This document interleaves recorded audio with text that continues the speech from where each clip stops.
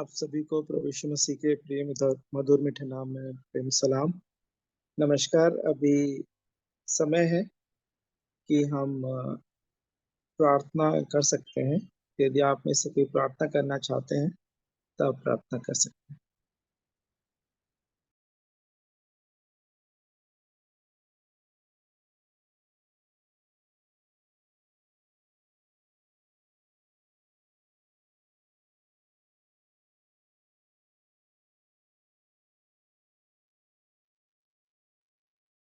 तो धन्यवाद करते हैं पिता परमेश्वर का अपने उद्धारकर्ता प्रेमी प्रभु यीशु मसीह के मधुर मीठे नाम में। आज फिर से प्रभु ने हम सब की भांति सहायता की कि प्रार्थना में हम 3 लोग अभी जुड़े हैं और आगे भी प्रभु सहायता करे कि प्रार्थना योद्धाओं को हमारे बीच में लाए और हम सब अपने अपने प्रार्थना के विषयों को प्रभु के सन्मुख रखें। तो आइए प्रार्थना करें। अनादि अनंत काल के पिता, आप जो अल्फा ओमेगा है, उत्पत्ति निष्पत्ति है, प्रारंभ और अंत है, सब कुछ आपके द्वारा सृजा गया और आपके लिए है। ऐसे पिता परमेश्वर का हम हृदय से धन्यवाद करते हैं। धन्यवाद करते हैं आपके अद्भुत प्रेम के लिए जो यीशु मसीह में आपने हमें अपने करीब आने दिया, क्योंकि सचमुच में हमने अपने जीवन में कोई ऐसी योग्यता नहीं प्राप्त की थी। हम तो सचमुच में आपके बैरी थे, दुश्मन थे, पापों अपराधों में फंसे हुए लोग थे, भक्तिहीन थे, प्रजा आपकी प्रजा के लोग नहीं थे, ईश्वर रहित थे। प्यारे प्रभु, आपने हम जंगली जलपाइयों को अपनी सच्ची दाखलता में साँट लिया। इसलिए आपके नाम का धन्यवाद करते हैं, आपका गुणानुवाद करते हैं, आपको सराहते हैं, आपको महिमा देते हैं, क्योंकि सब महिमा पराक्रम शोभा आपका है। जितना भी हम आपके धन्य काम के लिए जो आपने हमारे जीवन में किया है धन्यवाद दें तो थोड़े हैं प्यारे प्रभु। इसलिए हम आपके नाम का धन्यवाद करते हैं। आप सर्वशक्तिमान है, सर्वगुण संपन्न है, सर्वोपस्थित सर्वज्ञानी पिता परमेश्वर है, सर्वाधिकारी है प्यारे प्रभु, सर्वश्रेष्ठ पिता परमेश्वर है। कोई भी देवी देवता आपके तुल्य नहीं है, यद्यपि वो हाथ के बनाए हुए हैं।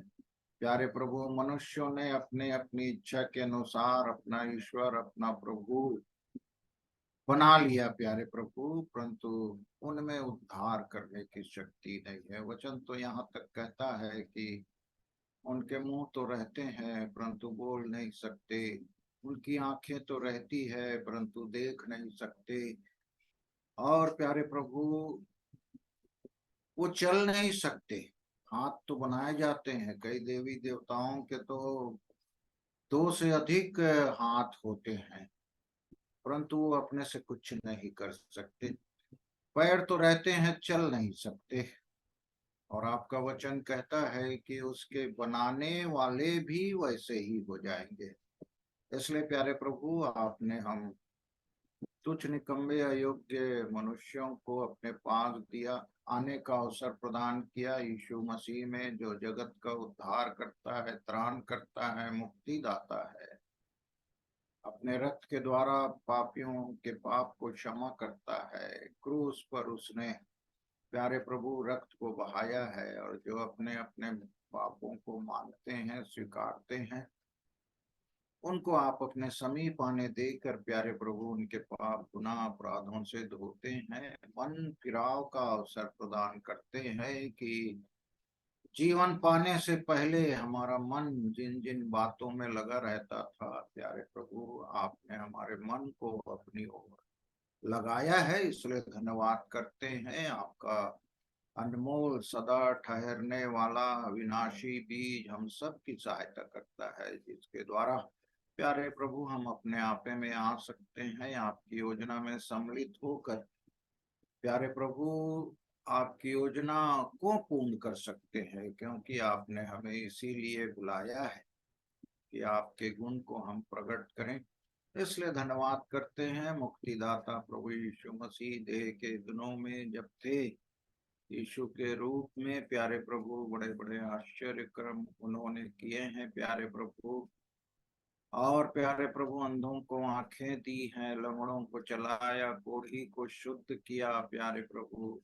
मिर्गी दुष्ट आत्माओं के बंधन में बंधे हुए लोगों को उन्होंने छुटकारा दिया। और प्यारे प्रभु ऐसा अद्भुत कार्य केवल यीशु मसीह ने अपने जीवन काल में किया। और सबसे अद्भुत कार्य जो मनुष्य जाति के लिए उद्धार करता प्रभु यीशु मसीह ने किया कि क्रूस पर उसने जय जयकार की ध्वनि सुनाई प्यारे प्रभु। शैतान के सर को कुचला, कुल्लम कुल्ला उसका तमाशा बना दिया।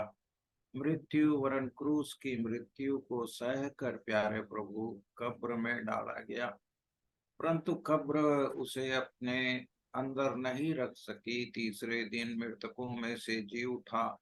और प्यारे प्रभु सचमुच में अपने शिष्यों को जब तक उसको पवित्र आत्मा नहीं मिला था प्यारे प्रभु, उनको दर्शन के द्वारा उनके साथ प्यारे प्रभु अचानक उपस्थित हो जाते थे। और प्यारे प्रभु सचमुच में जो थोमा था उसने प्यारे प्रभु ऐसा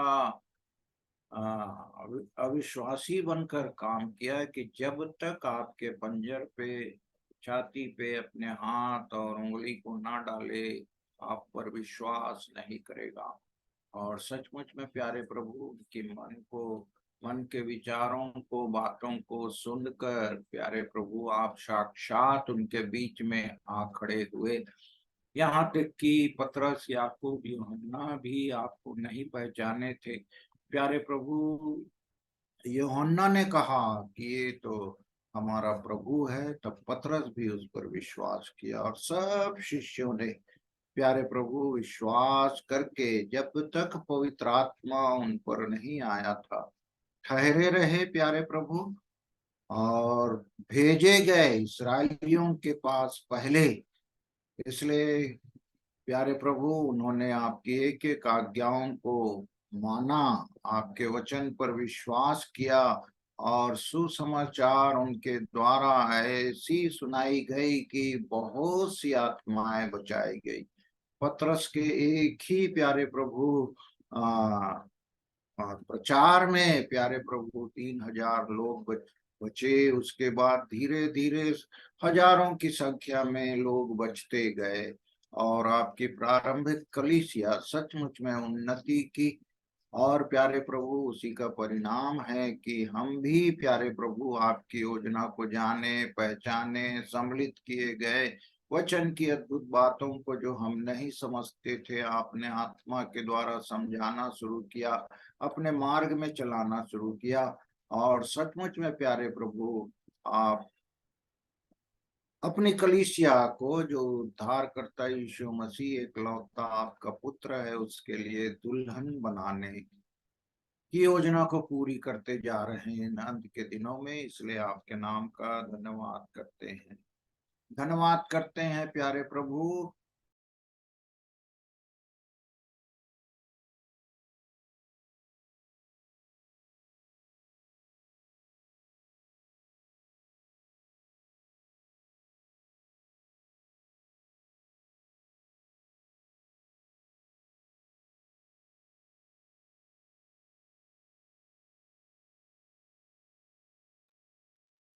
चाचा जी आपका माइक ऑफ हो गया है।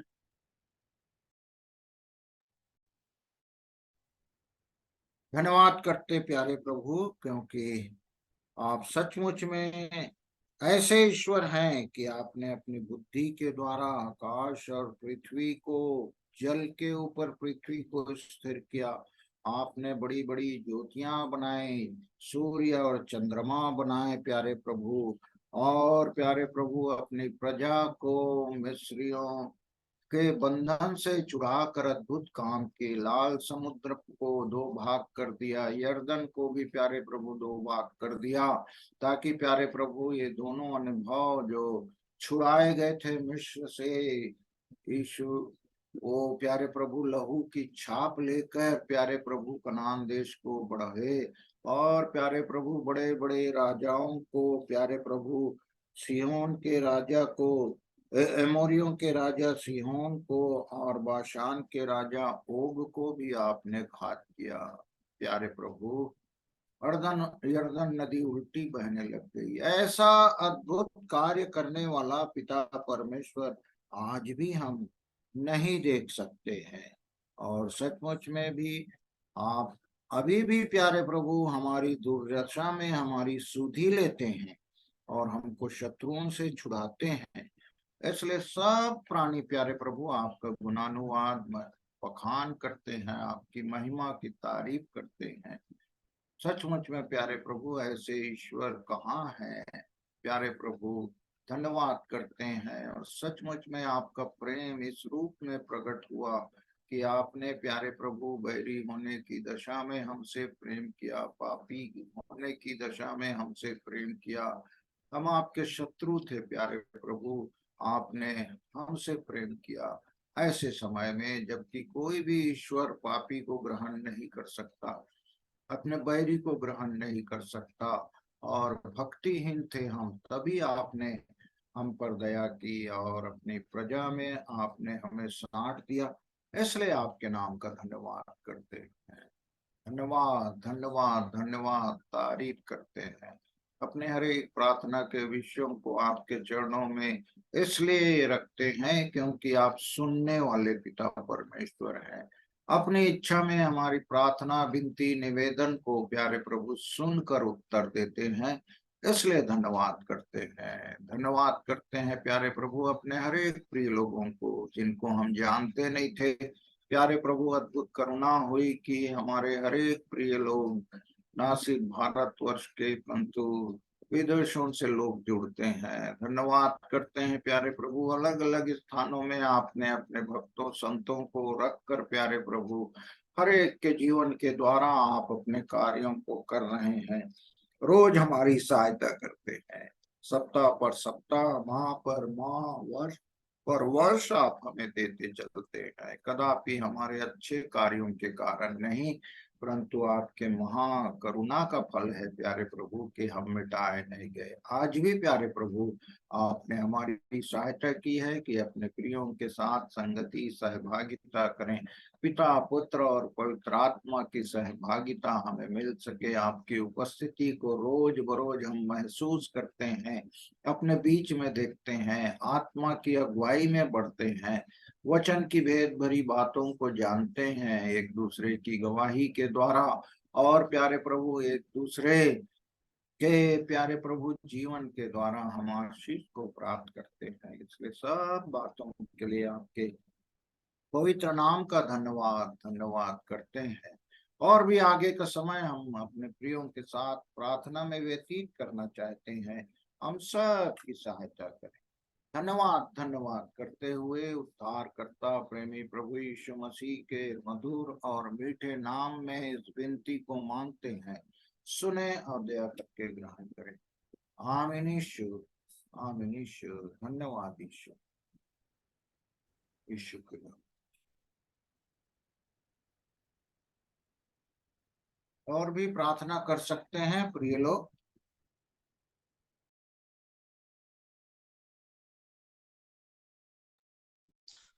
आइए समझ जाते हैं। प्रेम दयालु करुणामय परमेश्वर पिता प्रभु यीशु मसीह के नाम से आपके पवित्र आते हैं। धन्यवाद धन्यवाद प्रभु, हमारे उद्धारकर्ता तारानाथ पारानाथ प्रभु, आपका धन्यवाद बोलिए। है इस समय में जो हम आप इस पाए हमरा मीटिंग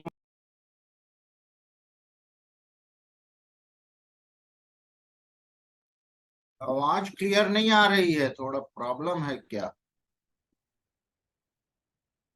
अनम्यूट हो गया है, ये म्यूट हो गया है आपका। अनम्यूट करिए।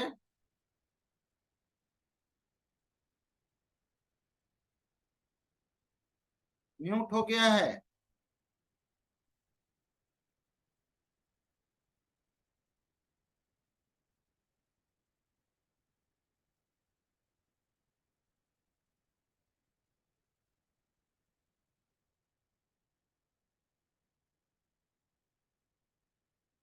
दिखाई पड़ रही परंतु आवाज नहीं आ रहा है।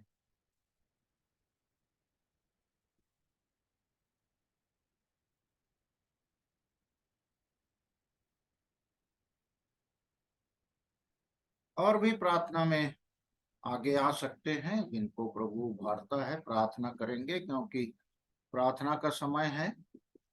प्रभु सहायता करे।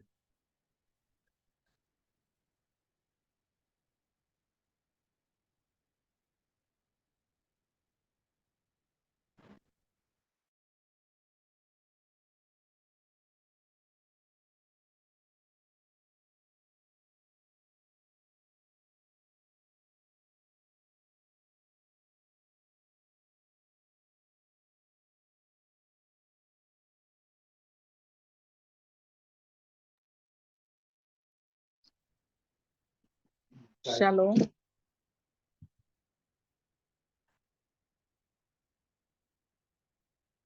शालोम आंटी जी सभी। शालोम। अभी प्रेयर का टाइम है ना? जी हाँ, जी हाँ आंटी। हमें बुद्धि समझ की आत्मा दे प्रभु, आपका वचन हमारे आत्मा में बसने पाए और हम मसीह के वचन के सुनने नहीं चलने वाले होने पाए। प्रभु जी ऐसी दया कीजिए। प्रभु जी आपका प्रेम अनंत है।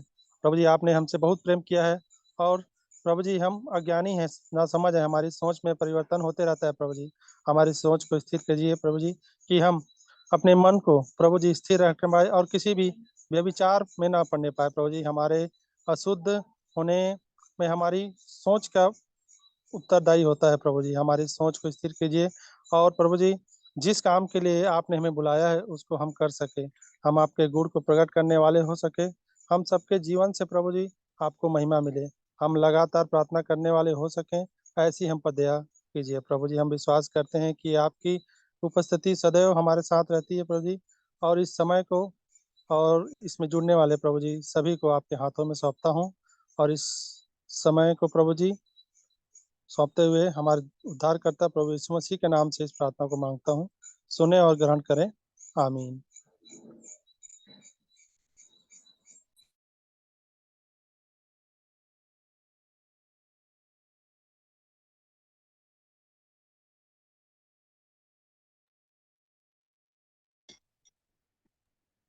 हमारे और स्वर्गीय या पिता परमेश्वर, आपके जीवित पवित्र सर्वदा ऊंचे पर उठाए हुए नाम के नीचे आज की संध्या के समय एक बार फिर से आपके पवित्र चरणों में आते हैं।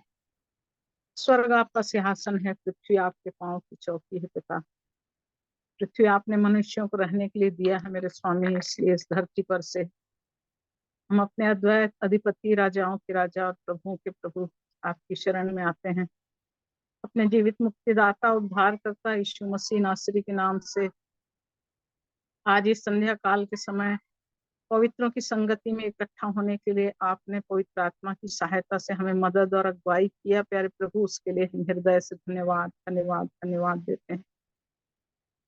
आपके वचन के द्वारा हम सत्य को जानते हैं प्रभु, क्योंकि प्रभु वचन ही हमें स्वतंत्र करता है और पवित्र आत्मा ही है जो हमें वचन की अगुवाई देकर अपने दासों के मुख से अपना प्रकाश हमारे जीवनों तक पहुंचाकर हमें उज्याले में चलने के लिए अगुवाई। हमें से जीवित पवित्र आत्मा की सहायता के लिए जो निरंतर प्रतिदिन अपनी पवित्र दया में होकर हम सब करते हैं, हम ऐसे पवित्र आत्मा की सहायता के लिए धन्यवाद धन्यवाद धन्यवाद करते हैं। प्रभु यीशु मसीह के अनुग्रह, प्रेम और सच्चाई के लिए हम आपका धन्यवाद करते हैं कि सचमुच प्यारे प्रभु आपने हमसे अद्भुत प्रेम किया और प्रेम करने के द्वारा आपने हमें क्षमा करना सिखाया। प्यारे प्रभु जी, बीते दिनों में हमने आपके वचन से इस बात को सीखा है प्यारे प्रभु जी, कि जब हम आपके प्रेम को जानते हैं प्रभु, तभी हम आपके द्वारा उस क्षमा को अपने जीवन से लोगों के जीवन तक क्षमा करने के लिए कार्य करते हैं। हमारे हृदय में क्षमा तभी आती है प्रभु जब हम आपसे प्रेम करना सीखते हैं। आपके प्रेम के द्वारा ही हम क्षमा को इस पृथ्वी पर प्रकट कर सकते हैं। और इसलिए प्रभु हम आपका धन्यवाद धन्यवाद धन्यवाद करते हैं, धन्यवाद देते हैं धर्मी पिता परमेश्वर, क्योंकि प्रभु आपका वचन कहता है कि तुम्हारी बुद्धि के नए हो जाने से तुम्हारा चाल चलन भी बदलता जाए, जिससे तुम परमेश्वर की भली और भावती और सिद्ध इच्छा को अनुभव से मालूम कर सको। प्यारे प्रभु, हम आपकी उस बुद्धि के लिए जो हमारे जीवन के चाल चलन को बदलती है, प्रभु हम आपकी उस बुद्धि को अपने जीवन के लिए मांगते हैं। प्यारे पिता, होने दीजिए प्यारे प्रभु जी कि हम सचमुच उस सुबुद्धि को प्राप्त कर सकें, जिससे प्रभु हम अपने चाल चलन के प्रतिपल चौकसी करने वाले हो सके। हमारा मन प्रभु निर्दोष होने के लिए प्रभु आपकी इच्छा हमारे जीवनों में प्रकट होती चली जाए, क्योंकि प्रभु आपका वचन कहता है कि यहोवा की दृष्टि सारी पृथ्वी पर इसलिए फिरती रहती है कि जिसका मन निर्दोष होता है उसमें वो अपनी सामर्थ्य दिखाए। इसलिए प्यारे पिता, हम आज की शाम आपसे यही विनती और प्रार्थना करते हैं, हमारे मनों को निर्दोष बना प्यारे प्रभु जी, कि हम आपकी सामर्थ्य को अपने जीवन में महसूस कर सकें, आपकी सामर्थ्य को हम अपने जीवन में प्राप्त कर सकें। और प्रभु प्रतिदिन समर्पण के साथ प्रभु अपने जीवन को आपकी उस महान प्रेम और दया के नीचे अनंत सहभागिता में चलने के लिए अपने आप को समर्पित करते चले जाएं। करुणा निधान प्रभु, आपका प्रेम गहरा है प्यारे पिता, जिसकी लंबाई चौड़ाई गहराई ऊंचाई को नापने के लिए हाँ प्रभु हम योग्य नहीं है प्यारे पिता परमेश्वर, परंतु आपकी दया के द्वारा प्रभु उस गहराई में उस ऊंचाई में आप ले चलने के लिए आप प्रति पल हमारी सहायता करते हैं। इसलिए प्रभु विवेक का दोष दूर करके प्रभु आपके वचन की सहायता से प्रभु जब आपकी आत्मा की आवाज को हम सुनते हैं प्रभु जी, तो हम नम्र हो जाएं प्यारे पिता, हमारा मन कठोर न हो प्यारे प्रभु जी, क्योंकि ये मन धोखा देने वाला मन है प्यारे प्रभु जी, जिसमें असाध्य रोग लगा हुआ है प्यारे पिता। परंतु आप मन को जांचते हैं प्रभु जी, आप ही मन को बदलते हैं प्यारे प्रभु जी, क्योंकि आपके वचन में लिखा है कि टूटा हुआ मन परमेश्वर के योग्य बलिदान है। आपके ऐसे बलिदान के द्वारा प्रभु जी हमारा मन जब टूटता है प्रभु, तभी हम उस योग्य ठहराए जाते हैं प्यारे पिता। इसलिए प्रभु होने दीजिए प्रभु जी कि प्रतिपल अपने जीवन के समर्पण को रखकर टूटे मन के साथ प्रभु हम आपके वचन की प्रभु सहायता को पाकर अपने जीवन में प्रतिदिन अनंतता के लिए अपने आप को तैयार करते चले जाएं, शरीर के भाग से निकलकर आत्मा के जीवन में प्रतिदिन बढ़ते चले जाएं। इस उत्तम सहभागिता के लिए प्रभु जी जो झुंड के रूप में आपने हमें दिया है प्यारे प्रभु, ये अद्भुत प्रेम है प्यारे पिता, जो आपका हमें प्रतिदिन अवसर देते हैं प्यारे प्रभु कि हम इस झुंड में जुड़ सकते हैं प्रभु, इस सेवकाई में जो आपके द्वारा प्रभु प्रदान करते हैं प्यारे पिता, कि आप अपने दासों को खड़ा करते हैं प्रभु जी, अपने निमित्त होकर आप उनके द्वारा हमसे बातचीत करते हैं प्रभु। आपके चुने हुए पवित्र दासों के लिए हम आपका धन्यवाद धन्यवाद धन्यवाद करते हैं। अपने बड़े भाई शिखर नंद के लिए हाँ प्रभु जी, अपने बेटे रुपेश के लिए हम आपका धन्यवाद करते हैं मेरे राजा, जिनके माध्यम से होकर प्रभु आप हमें चिताते हैं, आप हमें सिखाते हैं हाँ प्रभु कि हम अपने जीवन को देखें, अपने जीवन को पहचाने, अपने आप को ढूंढें और अपने जीवन को प्रभु आपके उस लक्ष्य की ओर चलने के लिए तैयार करते चले जाएं। हमें बहुत सी कमियां हैं प्रभु, बहुत सी त्रुटियां हैं प्रभु जी, जिसे अभी भी सुधारने और संवारने के लिए प्रतिदिन प्रभु आप अपने वचन के माध्यम से होकर बात करते हैं। हम इस प्यारे छोटे झुंड को आपके हाथों में सौंपते हैं प्यारे प्रभु जी, एक एक आत्मा के लिए आपसे दया सहायता चाहते हैं प्रभु जी। जितने प्रिय लोग प्रभु आपके प्रेम में जुड़ते हैं प्रभु, आप अपने अनुग्रह के द्वारा हर एक से बातचीत के अनुशासन में होकर उस वास्तविक परमेश्वर की इच्छा को पहचानने के लिए हर एक के मन को खोल दीजिए प्यारे पिता, ताकि हम सब एक देह होते चले जाएं प्रभु, जिस मकसद के लिए आपने लहू बहाया है प्रभु जी, उस उत्तम देह के भागीदार बनते चले जाएं पिता। ऐसी मदद और सहायता चाहते हैं। धन्यवाद देते प्रभु, एक एक के सिस्टम को हम आपके हाथों में समर्पित करते हैं मेरे राजा, ताकि प्रभु जी दूर दूर तक जो अनजान रीति से हम एक दूसरे को शरीर में शायद नहीं जानते प्यारे प्रभु, उन स्थानों में जहाँ रहते हैं उनको हम कभी नहीं देखे और नहीं गए हैं प्यारे पिता, परंतु ये आपका वचन जो प्रभु इस माध्यम से हम सब के जीवन में पहुंचता है, प्रभु आपके प्रेम के लिए, उस गहराई के लिए प्रभु हम आपका धन्यवाद करते हैं, धन्यवाद देते हैं। इस रात्रि के समय को आपके चरणों में समर्पित करते हैं प्यारे पिता। जितने जुड़ गए प्रभु उनके लिए धन्यवाद देते हैं, जो नहीं जुड़ पाए प्रभु आपकी आत्मा की सहायता उन तक भी पहुंच न पाए, कि प्रभु आपकी आशा में आनंदित होकर प्रभु अति शीघ्र प्रभु आपके प्रेम में जुड़ते चले जाएं प्यारे प्रभु जी, ताकि हम सब फिर से आज के दिन एक मन एक चित्त हो जाएं, एक आत्मा हो जाएं प्रभु, और आपकी इच्छा हम सबके जीवन में पूरी होने पाए। हम सारी बातों के लिए धन्यवाद करते हैं, सुबह से लेकर इस रात्रि के समय तक आपकी सहायता के लिए धन्यवाद करते हैं। हर तरह से आपने हमारे कार्यों में हमारी मदद अगुवाई किया, हमारे आने जाने में हमारी सहायता मदद किया, सुरक्षित घर पहुंचने में सहायता किया प्रभु, उसके लिए धन्यवाद देते हैं। धन्यवाद के साथ प्रभु आपको सारी महिमा सारा जलाल आपको देते हुए विनती उद्धार करता यीशु के नाम से मांग लेते हैं, आमीन आमीन।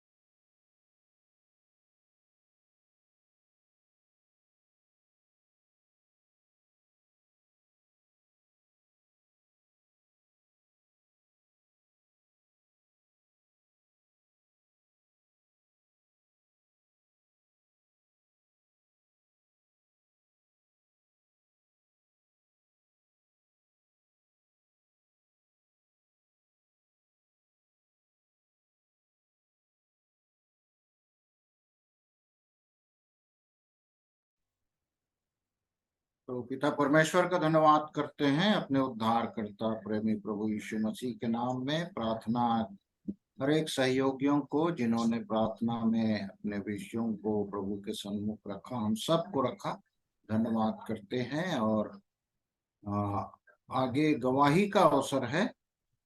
कोई गवाही देना चाहते थे? एक बार भाई लाल, आशुतोष लाल जुड़े हैं क्या? उन्होंने समय मांगा था, यदि आप तैयार हैं तो गवाही दे सकते हैं, या फिर किसी को भी अवसर है गवाही देने के लिए।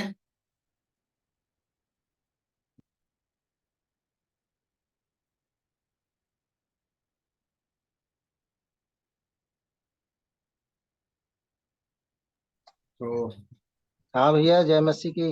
हाँ, जय मसीह की। बोलेंगे क्या? थोड़ी खांसी तो है लेकिन मैं बोलूंगा जरूर। अच्छा अच्छा, कोई बात नहीं। जी तो एक बोल। छोटी गवाही।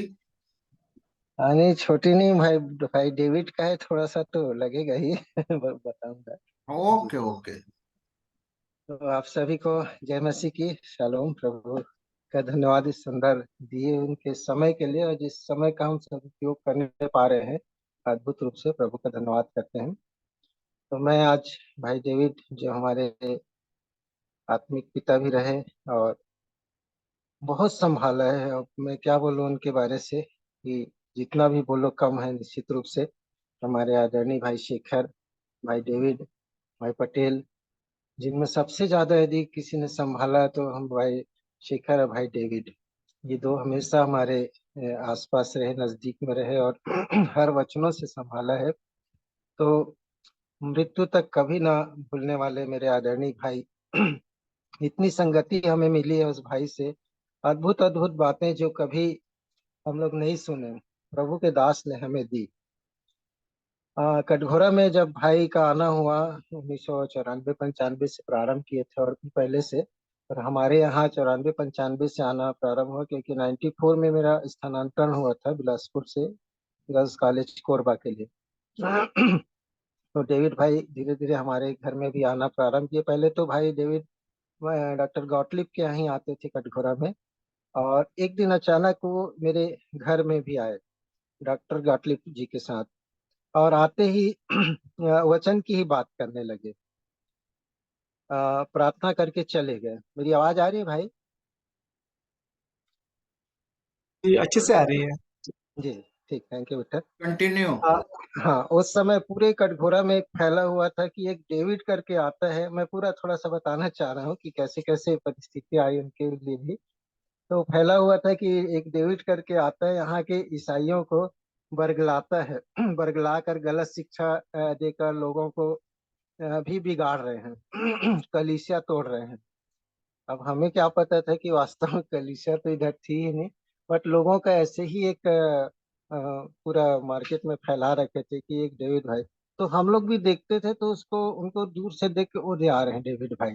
तो थोड़ा सा इधर उधर होते थे, लेकिन हम लोग बच नहीं पाए। वो हमारे घर में आते थे, तो एक ऐसा व्यक्तित्व था कि हम लोगों को उनके साथ बैठना ही पड़ता था। और वास्तव में परमेश्वर का अद्भुत आशीष फिर बाद में मिला। अब जो मैं जैसे आपको बता रहा था कि मेरे पापा कई पदों पर भी थे, बीजीसीएमसी के कई बड़े बड़े पदाधिकारी रहे, और वे भी उनसे थोड़ा सा नाराज रहते थे। अब यहाँ का एक घटना बता रहा हूँ कटघोरा का। जो यहाँ एक पास्टर थे, और वो पास्टर भी थे तंबाकू खाने वाले पास्टर। भाई डेविड के यहाँ आने से इतने नाराज हो जाते थे कि उनके मुंह पे एक दिन बोल दिए कि यहाँ आपसे दिखना नहीं, नहीं तो हाथ पैर तोड़ देंगे। कुछ ऐसी टाइप की भी बात कर दी उनसे। अब उनको ये नहीं पता था कि डेविड भाई कैसे हैं क्या है, लेकिन उन्होंने इस तरीके से उनसे कह दिया। लेकिन भाई ने उन्हें कुछ नहीं बोला, बल्कि उनके लिए प्रार्थना करके वो चले गए। फिर कभी कभी आते रहे, हमें नहीं छोड़े। एक साथ घर में बैठकर प्रार्थना दुआ होता रहा। धीरे धीरे मेरी माँ और मेरे पापा भी उनके वचन से प्रभावित हुए। और उनका भी मसीह जो प्रेम था अद्भुत था। वही प्रेम वे हमसे भी करते थे, जैसा मसीह यीशु ने सिखाया था प्रेम करना, वैसे ही प्रेम वो हम लोगों से करते थे, मेरे माँ पापा से भी करते थे, सभी लोगों से उनका यही व्यवहार था। बाद में मेरे माता पिता भी उनकी संगति में बैठने लगे। अब मेरे मम्मी पापा तो है नहीं। भाई डेविड के साथ इतनी संगति हुई, इतनी सभाएं हुई।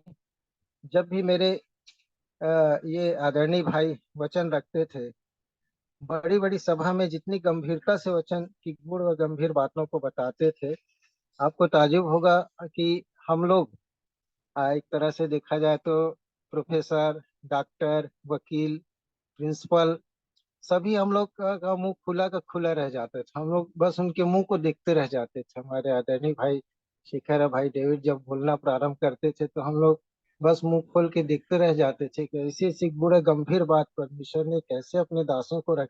और ये जीवन है जो हम जी रहे थे, वो क्या था कुछ पता ही नहीं था, बस जी रहे थे। लेकिन अद्भुत वचन उन्होंने जो सीखा, जो बताया, उसको जी भी रहे थे। और हर बार नया नया प्रकाशन।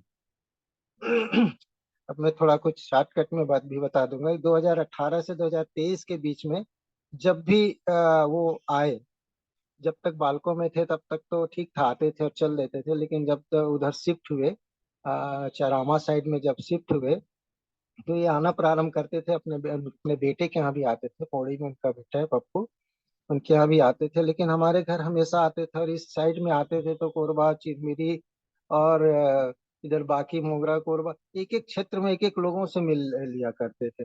और हमारे यहाँ भाई रुकते ही थे, उनका एक स्थान ही था, यहाँ जरूर रुकते थे।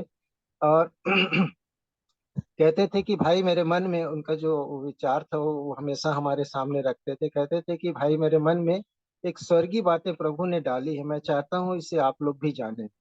और हमारे घर में बैठ करके लगातार संगति करते रहते थे। और वो हमेशा एक बात कहा करते थे, अब मैं पृथ्वी पर की नहीं, परंतु स्वर्गीय बातें जो स्वर्ग के लिए आवश्यक है, वह खजाना देकर जाते रहे। रात 12 बज जाता था, 1 बज जाता था, हमेशा वो वचन की ही बात कर, थकते नहीं थे, कहीं से भी थक के आ रहते थे, वचन रख के आ रहते थे। लेकिन हमारे घर में आने के बाद आते ही बैठ जाते थे वचन की बात, ये सच्चाई है। हम लोग कहते थे सो जाइए भैया, भाई डेविड थके होंगे आप। और ठीक है कहते कहते वो 1 डेढ़ बज ही जाता था। उसके बाद सुबह फिर उठ जाते थे और अपना दुआ प्रार्थना वे जो होता है वो कर लिया करते थे। फिर संगति होती थी, ऐसा नहीं कि सुबह छोड़ दिए। चाय पीते पीते, नाश्ता करते करते भी लगातार ऐसी ही संगति होती थी। उठते बैठते चलते फिरते वचन बोलते थे। अद्भुत भाई, सचमुच में नहीं मिले आज तक ऐसे लोग जो इन भाइयों ने हमारे जीवन के लिए दिया। और एक मजे की बात बता रहा हूँ, हंसाते भी खूब थे। जब बड़ी बड़ी सभाएं हुआ करती थी, चाहे कोरबा और बिलासपुर में, हम लोग बहुत अटेंड करे। चिरमिरी में साथ जाते थे हम लोग भाइयों के साथ। और बहुत बार जब वचन रखते रखते हम लोग खूब हंसते भी थे उनकी बातों से। और हमेशा एक बात बोलते रहते थे प्रारंभ में, कब तक इल्ली बने रहोगे। अब इल्ली का जो जीवन होता है हम जानते हैं, पत्ते का जीवन होता है। कब तक सिमटे रहोगे भाई, तितली बनो बोलते थे। तो शुरू शुरू में ये वचन हम लोग के सामने रखते थे अक्सर। और जब आप तितली बनोगे तो देखो फिर कितने फूलों का रस आप लोगे। सचमुच में वो जीवन था उनका। और वो चाहते थे कि हमारे जो लोग हैं वो किसी भी प्रकार से ऐसे आत्मिक जीवन में स्थिति खराब न हो, फटे हाल जीवन न हो, बल्कि अद्भुत आशीषों को प्राप्त करने उनका हमेशा एक उद्देश्य रहता था। कहते थे कि जब प्रभु ऊपर से देखे गए, हंसाते थे कभी कभी, तो बोलते थे कि ऐसा ना हो कि कभी प्रभु ऊपर से देखे और भाई डेविड के चेला लोग कैसे दिख रहे हैं, तो फटा कमीज, फटा जूता और बाल बिखरे हुए, ऐसे नहीं होना चाहिए, है ना। तो आत्मिक जीवन में भी आप और जब आत्मिक जीवन में बढ़ोगे तो संसारिक जीवन में भी प्रभु बढ़ाएगा और बहुतायत की आशीष देगा। किसी बात की चिंता करने हमेशा मना करते थे। कोई बात की चिंता नहीं, अपनी सारी बातों को परमेश्वर पर छोड़ दो और उन अद्भुत आशीषों को आप देखोगे। क्या खाएंगे, क्या पिएंगे, ये सब की चिंता नहीं करना चाहिए। एक बार की और घटना बता रहा हूँ, बिलासपुर की घटना है। और हम लोग सब बैठे हुए थे काफी जोश खरोश के साथ। स्कूल के एक हॉस्टल का एक एरिया था, वहाँ वचन रख रहे थे। तो जब एक बार भाई डेविड बोलते थे, फिर भाई शेखर बोलते थे, और लगातार फिर चलते रहता था वचन, और कोई उठने नहीं चाहते थे। तो एक वचन ले रहे थे, जैसे उत्पत्ति के अध्याय में मनुष्य कैसे पाप में पड़ा, आदम और हवा पाप में कैसे पड़े, इस विषय को बताते बताते वो जब हंसाते थे, तो एक अध्याय, एक में पढ़ रहा हूँ, उत्पत्ति 3:13। उत्पत्ति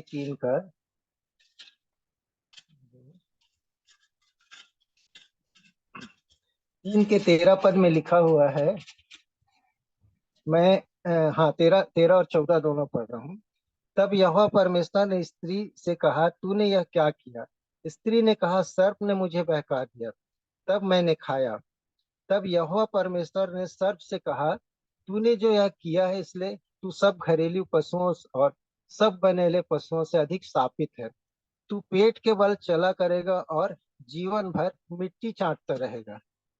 और फिर तब बताया कि कैसे मनुष्य भी तो मिट्टी से ही बना है और कैसे वो चाट देता है। तो हमारे एक भाई बैठे हुए थे जिनका सामने में बाल बिल्कुल भी नहीं था, चांद कह सकते हैं। और जब वो बैठे थे तो बोलते हैं, देखिए भाई, इस इनको सर्प ने इनको भी चाट दिया, इनका बाल ही गायब हो गया। तो मतलब बहुत सारी समस्या परेशानी, लोग घिरे रहते हैं, तो ये सब सांप जो है चाट देता है करके, उस बात से भी खूब हंसाने, सारे लोगों का ध्यान उधर ही चला गया और खूब हंसे। तो सचमुच में परमेश्वर के वचन को भाई लोग ने बड़ा एंजॉय करके और लोगों को बड़ी सरलता के साथ जब बताते थे, तो सचमुच में हम लोग सुनते रह जाते थे। फिर कभी कभी कहा करते थे कि अक्सर देखने में आता है कि कितना भी स्नो पाउडर लगा लो इस शरीर में, कुछ काम का नहीं भाई, बोलते थे। मृत्यु के बाद इस शरीर को ना कीड़े खा जाएंगे, ये सच्चाई है। पर इस पृथ्वी पर रहते हुए आत्मा को सजाओ, नहीं तो नर्क के कीड़े उसे भी नहीं छोड़ेंगे। कुछ कुछ ऐसी ऐसी गंभीर बातें कहते थे, हंसते हंसाते हुए। हंसी तो आती थी, लेकिन ये ऐसी ऐसी बातें थी जो सचमुच में प्रभु के दास के द्वारा, और ये हमारे लिए एक अद्भुत चेतावनी होती थी कि हम किस प्रकार का इस पृथ्वी पर का अपना जीवन रखें। इतनी बातें याद है भाई कि अंतिम बार जब भैया भाभी पौड़ी आए थे, घर भी आए थे, हमारे लास्ट मोमेंट की बात बता रहा हूँ, बाकी भी गए थे। और लास्ट मीटिंग हमारी हुई थी मई माह के 28 28 को आसपास हुआ था, संडे का दिन था। हाँ, अप्रैल में आए थे, लेकिन जो मीटिंग हुआ था वो मई में महीने में हुई थी, जिसमें हम लोग भी गए थे पौड़ी में पप्पू के यहाँ। और उसी दिन मुझे एक ड्यूटी भी सौंपे कि लाल भाई, अंतिम उनका वक्त, उसके बाद फिर मुलाकात नहीं है भैया से। और फिर वहाँ हुई, और वो एक बात बोले कि ये पप्पू यहाँ रहता है और इनकी जिम्मेदारी मैं आप लोगों को दे रहा हूँ, तो आप लोग इनके साथ संगति करते रहिए, आते रहिए ऐसा करके वो बोले। ये उनके साथ हमारी अंतिम मुलाकात थी। लेकिन इतना धूम और के साथ वहाँ गाना बजाना हुआ और परमेश्वर की अद्भुत आशीषों को बांटे। और भी बहुत सारे अन्य जाति भाई बहन भी वहाँ बैठे थे। और बहुत आयस से मतलब हम लोगों ने उस दिन आशीष को प्राप्त किया। और इस बात को उस दिन भाभी भी मेरे को याद दिलाई कि आ, भाई वो बातें याद है। भाभी से मेरी बात हो रही थी तो बताई, बोली कि याद है ना आपको जो बातें भाई ने कहा है। मैं बोला हाँ भाभी याद है मुझे। और हम लोग जाएंगे जरूर। सीमा और मैं सोचे हैं कि हम लोग अब वहाँ कोशिश करेंगे, हमेशा जाते रहेंगे, ताकि वो भाई जिनके घर परिवार से हम लोगों ने बहुतायत की आशीष पाई, हम उन वचनों को भी भाई के साथ बांटे। सो अकेले नहीं हो मेरे भाई भी, हम सब हैं आपस में। और प्रभु की और भी इतनी इतनी बातें हैं, मैं गिनते रहूं तो कम हो जाएगा। फिर वचन का भी समय है हमारे आदरणीय भाई शेखर भाई के लिए। सो मैं इस बात को कहना चाहूंगा कि अद्भुत वचनों से माला माल किए। और अब किसी भी दूसरे का जो वचन हम सुनते हैं वो फीका ही लगता है, नहीं ही कोई वो दे पाता, वो संतुष्टि, वो वचन की अद्भुत गुण गंभीर बात। अद्भुत मेरे भाई लोग, प्रभु को आशीष दे उनके परिवार को। और भी बहुत से लोग जो अभी प्रभु में आगे बढ़ रहे हैं, बहुतायत की आशीष दे। भाई रुपेश बेटे को, अमन को, पंकज को, जो यंग चेप आ रहे हैं सामने, प्रभु बहुतायत की आशीष दे हर एक को। और अ, बस इतनी ही मेरी गवाही। और भी बहुत सी बातें हैं, कभी और भी समय मिलेगा तो मैं जरूर उन बातों को शेयर करूंगा। सो प्रभु का धन्यवाद करता हूँ इस बात के लिए कि अद्भुत रूप से उन्होंने वचन से हमें बहुतायत की आशीषों को प्रदान किए। और गूढ़ और गंभीर और अद्भुत अद्भुत बातें जो हम हमारे चित्त में कभी नहीं आई थी वास्तव में।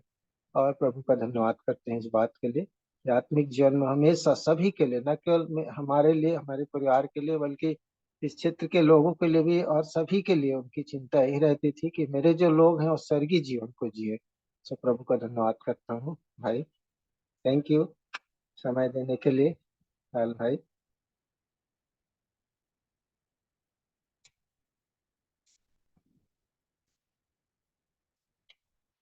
थैंक यू बेटा अमन। जी जी जी, थैंक यू। चाचा जी आपका माइक ऑफ है। चाचा जी कुछ बोलना चाह रहे हैं? अभी भी ऑफ है।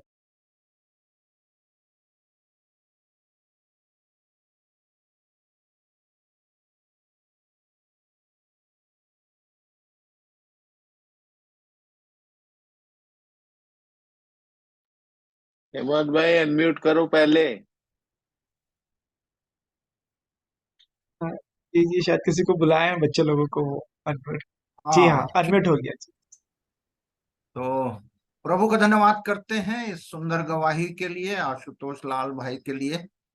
अचानक मैंने बोल दिया और वो तबीयत ठीक नहीं है फिर भी, और जब बोलना शुरू किए तो रुक नहीं रहे थे। ये प्रभु के अनुग्रह, उसके किए हुए कार्य का जब मैं और आप बखान करते हैं ना, तो मुंह बंद नहीं होता। और उन्होंने फिर समय मांगा है कि और कभी अवसर मिलेगा तो वो अवश्य, क्योंकि बहुत अद्भुत अद्भुत काम पिता परमेश्वर हम सबके जीवन में करते हैं।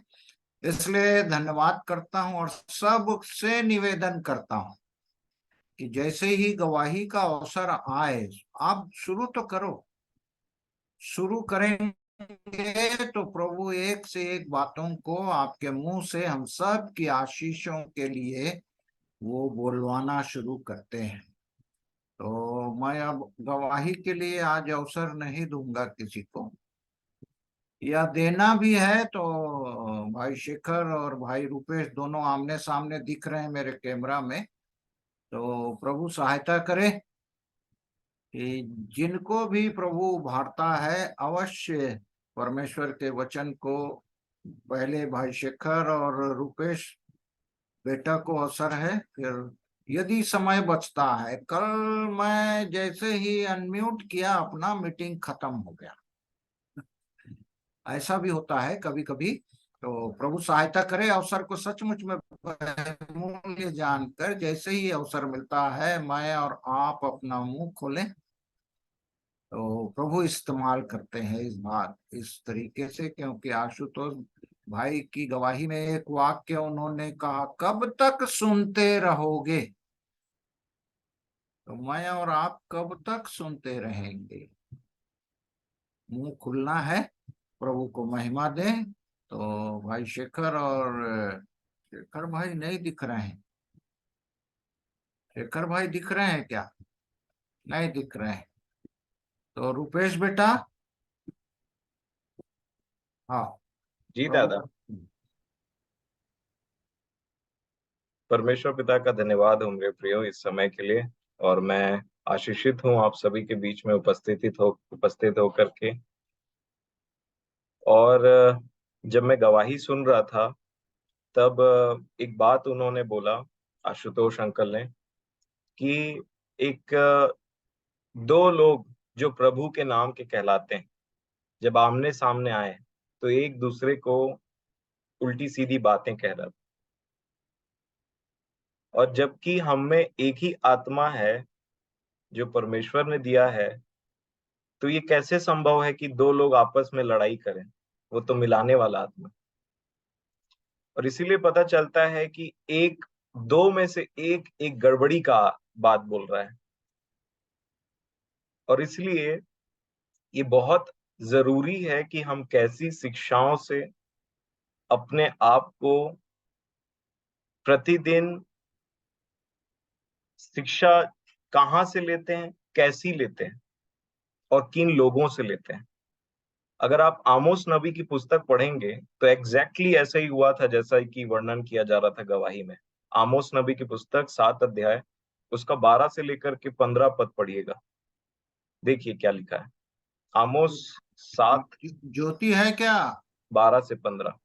ज्योति शहडोल वाली। जी अंकल जी। हाँ पढ़िए। जी अंकल।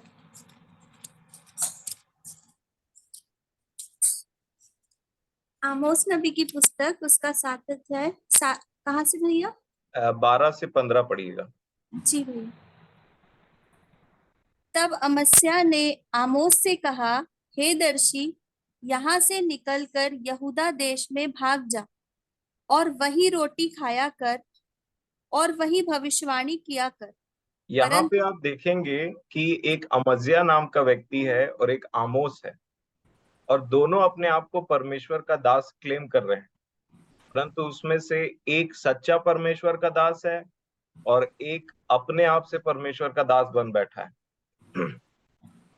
और इसीलिए जब अंकल ने बोला कि जब डेविड दादा उनके बीच में आए थे तो एक व्यक्ति खड़े हो गए और उनको बोलने लगे कि यहाँ पे दिखना मत, नहीं तो हाथ पैर तोड़ देंगे, ऐसे करके। क्यों ऐसी बातें होती और कितनी गंभीर है ये बातें? आमोस नबी एक ऐसे व्यक्ति थे जो पेड़ को काटने वाले व्यक्ति थे और भेड़ों को चराने वाले व्यक्ति थे, और परमेश्वर ने आमोस नबी को अपॉइंट किया था अपनी प्रजा के ऊपर में जा करके उनको कुछ बात बोलने के लिए। तो ये अमस्या कौन था? कौन था वो व्यक्ति जो आमोस से कह रहा था कि जा वहां पे और वहीं पे भविष्यवाणी करना, वहीं रोटी खाना? ये रोटी खाने का मतलब क्या है? हमारे पेट में क्यों लात मार रहे हो भाई? वहीं रोटी खाओ, यहाँ की कलीसिया क्यों तोड़ रहे हो? ऐसा ऐसा बात करते हैं कुछ लोग। भेड़ों को चोरी करके ले जा रहे हो आप, कलीसिया तोड़ रहे हो आप, ऐसा बात करते हैं मेरे प्रिय। बड़े ध्यान से समझिए कौन प्रभु की ओर से है और कौन प्रभु की ओर से नहीं है। उनके चाल चलन को देखिए। बहुत सारे वचन परमेश्वर के पवित्र शास्त्र में इसलिए लिखे गए हैं ताकि मैं और आप लोगों को परख सकें, उनके चाल चलन से परख सकें। और इसलिए आमोस और अमज्या, आज की जो गवाही है जो अंकल ने दिया, उसी से रिलेटेड ये वचन एक बार फिर से पढ़िए 12 से 15। जी। तब अमस्या ने आमोस से कहा, हे दर्शी, यहाँ से निकलकर यहूदा देश में भाग जा और वही रोटी खाया कर और वही भविष्यवाणी किया कर, परंतु बेतेल में फिर कभी भविष्यवाणी न करना, क्योंकि यह राजा का पवित्र स्थान और राजनगर है। आमोस ने उत्तर देकर अमस्या से कहा, मैं ना तो भविष्यवक्ता था और ना भविष्यवक्ता का बेटा, मैं तो गाय बैल का चरवाहा और गुलर के वृक्षों का छांटने वाला था। आगे। और यहोवा ने मुझे भेड़ बकरियों के पीछे पीछे फिरने से बुलाकर कहा, जा मेरी प्रजा इज़राइल से भविष्यवाणी कर। यहाँ पे डिफरेंस है मेरे प्रियो। अमस्या का तो पता नहीं, आमोस को जरूर बोला गया था परमेश्वर पिता के द्वारा, जा। भेजा हुआ व्यक्ति था आमोस, और इसलिए आमोस नबी की बातें परमेश्वर की बातें थी इज़राइल के लिए। परंतु अमस्या अर्थात इस संसार के द्वारा खुद से अपॉइंटेड हुआ एक व्यक्ति उस परमेश्वर के दास को चैलेंज कर रहा था। आज भी आप एक ऐसी जगह में रहते हैं जहां दो प्रकार के दास हैं, एक जो अपने आप को परमेश्वर का कहते हैं और एक जिनको परमेश्वर अपना कहते हैं। और इसीलिए ये बहुत आवश्यक है कि मैं और आप बड़ी गंभीरता के साथ में उन शिक्षाओं को प्राप्त करें जो परमेश्वर के भेजे हुओं के द्वारा मेरे और आपके लिए है। अगर आप प्रेरितों के काम उसका 2 अध्याय और उसका 40 वचन पढ़ेंगे तो देखिए क्या लिखा है। प्रेरित 2:40। आज इस गवाही के विषय में ही कुछ बातें देखते हैं। प्रभु हमारी सहायता कर रहे हैं। उसने बहुत और बातों से भी गवाही दे देकर समझाया कि अपने आप को इस टेढ़ी जाति से बचाओ। अपने आप को इस टेढ़ी जाति से बचाओ। जब एक व्यक्ति, अगर आप इस अध्याय को पूरा पढ़ेंगे, मन फिराता है, बपतिस्मा लेता है, पवित्र आत्मा का दान पाता है, तो ये उतना ही आवश्यक है उसके आगे का स्टेप कि अपने आप को एक टेढ़ी जाति से बचाओ। एक टेढ़ी जाति बाहर घूम रही है। टेढ़ी जाति मतलब क्रूकेड इंग्लिश में लिखा हुआ है,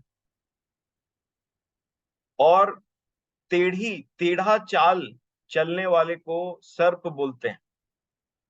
और इसी को यूहन्ना बपतिस्मा दाता ने, जो बपतिस्मा देने आया था, उन्होंने एक बात बोला। मत्ती रचित सुसमाचार उसका 3 अध्याय और 7 वचन से आगे पढ़िएगा, 7 और 8 को पढ़िएगा।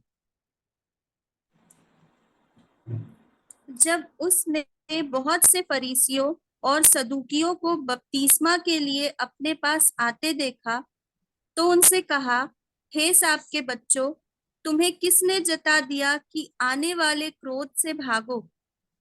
इसलिए मन फिराव के योग्य फल लाओ और अपने अपने मन में यह ना सोचो कि हमारा पिता अब्राहम है, क्योंकि मैं तुमसे। जी जी, थैंक यू। यहाँ पे यूहन्ना अपने पास में कुछ लोग फरीसियों को आते हुए देख रहे थे कि बपतिस्मा लेने आ रहे हैं, और उनको बोला कि हे सांप के बच्चों, हे टेढ़ी चाल चलने वालों, हे मन फिराए बिना बपतिस्मा लेने आने वालों, हे मन फिराओ के योग्य फल नहीं लाने वालों, तुमको किसने जता दिया कि आने वाले क्रोध से भागो। और यहाँ पे अगर आप, जो हम प्रेरित का पुस्तक पढ़ रहे थे 2:40 में बोला, अपने आप को एक टेढ़ी जाति से बचाओ। तो कैसे बचाएंगे मैं और आप अपने आप को एक टेढ़ी जाति से? परमेश्वर ने एक उपाय करके रखा है। 42 वचन पढ़िए, प्रेरित 2:42। और वे प्रेरितों से शिक्षा पाने और संगति रखने और रोटी तोड़ने और प्रार्थना करने में लौलीन रहे। 42 के पहले में लिखा है प्रेरितों से शिक्षा पाने। जिस प्रकार आमोस परमेश्वर के द्वारा भेजा गया था इज़राइल के पास में, और कुछ उसको पृथ्वी के लोग सता रहे थे, तंग कर रहे थे, उसी प्रकार जो प्रेरित होते हैं परमेश्वर के, प्रभु यीशु मसीह के द्वारा भेजे हुए लोग आपके और मेरी शिक्षा के लिए, उनको भी तकलीफ होती है। लेकिन बाइबल में लिखा है कि जब आप मन फिरा लेते हैं, बपतिस्मा लेते हैं, पवित्र आत्मा का दान पा लेते हैं, उसके बाद भी मुझे और आपको एक संगति की जरूरत है मेरे प्रियो। जहां प्रेरितों की शिक्षा मिले हमको। ये शिक्षा, देखिए संसार में और कई प्रकार के धार्मिक और कई प्रकार के संसार के बहुत प्रकार की शिक्षा है, टीचिंग्स हैं, और उन सब शिक्षाओं में सर्वश्रेष्ठ टीचिंग जो है वो है मसीह की शिक्षा, जो मसीह के आत्मा की अगुवाई से कलीसिया तक पहुंचाने का काम करता है। इसको कोई नहीं रोक सकता, कोई नहीं रोक सकता। रोकने का प्रयास चलता है पर रुक नहीं पाता। तो ये प्रेरितों की शिक्षा, लिखा है वे प्रेरितों से शिक्षा पाने, ये बहुत जरूरी है।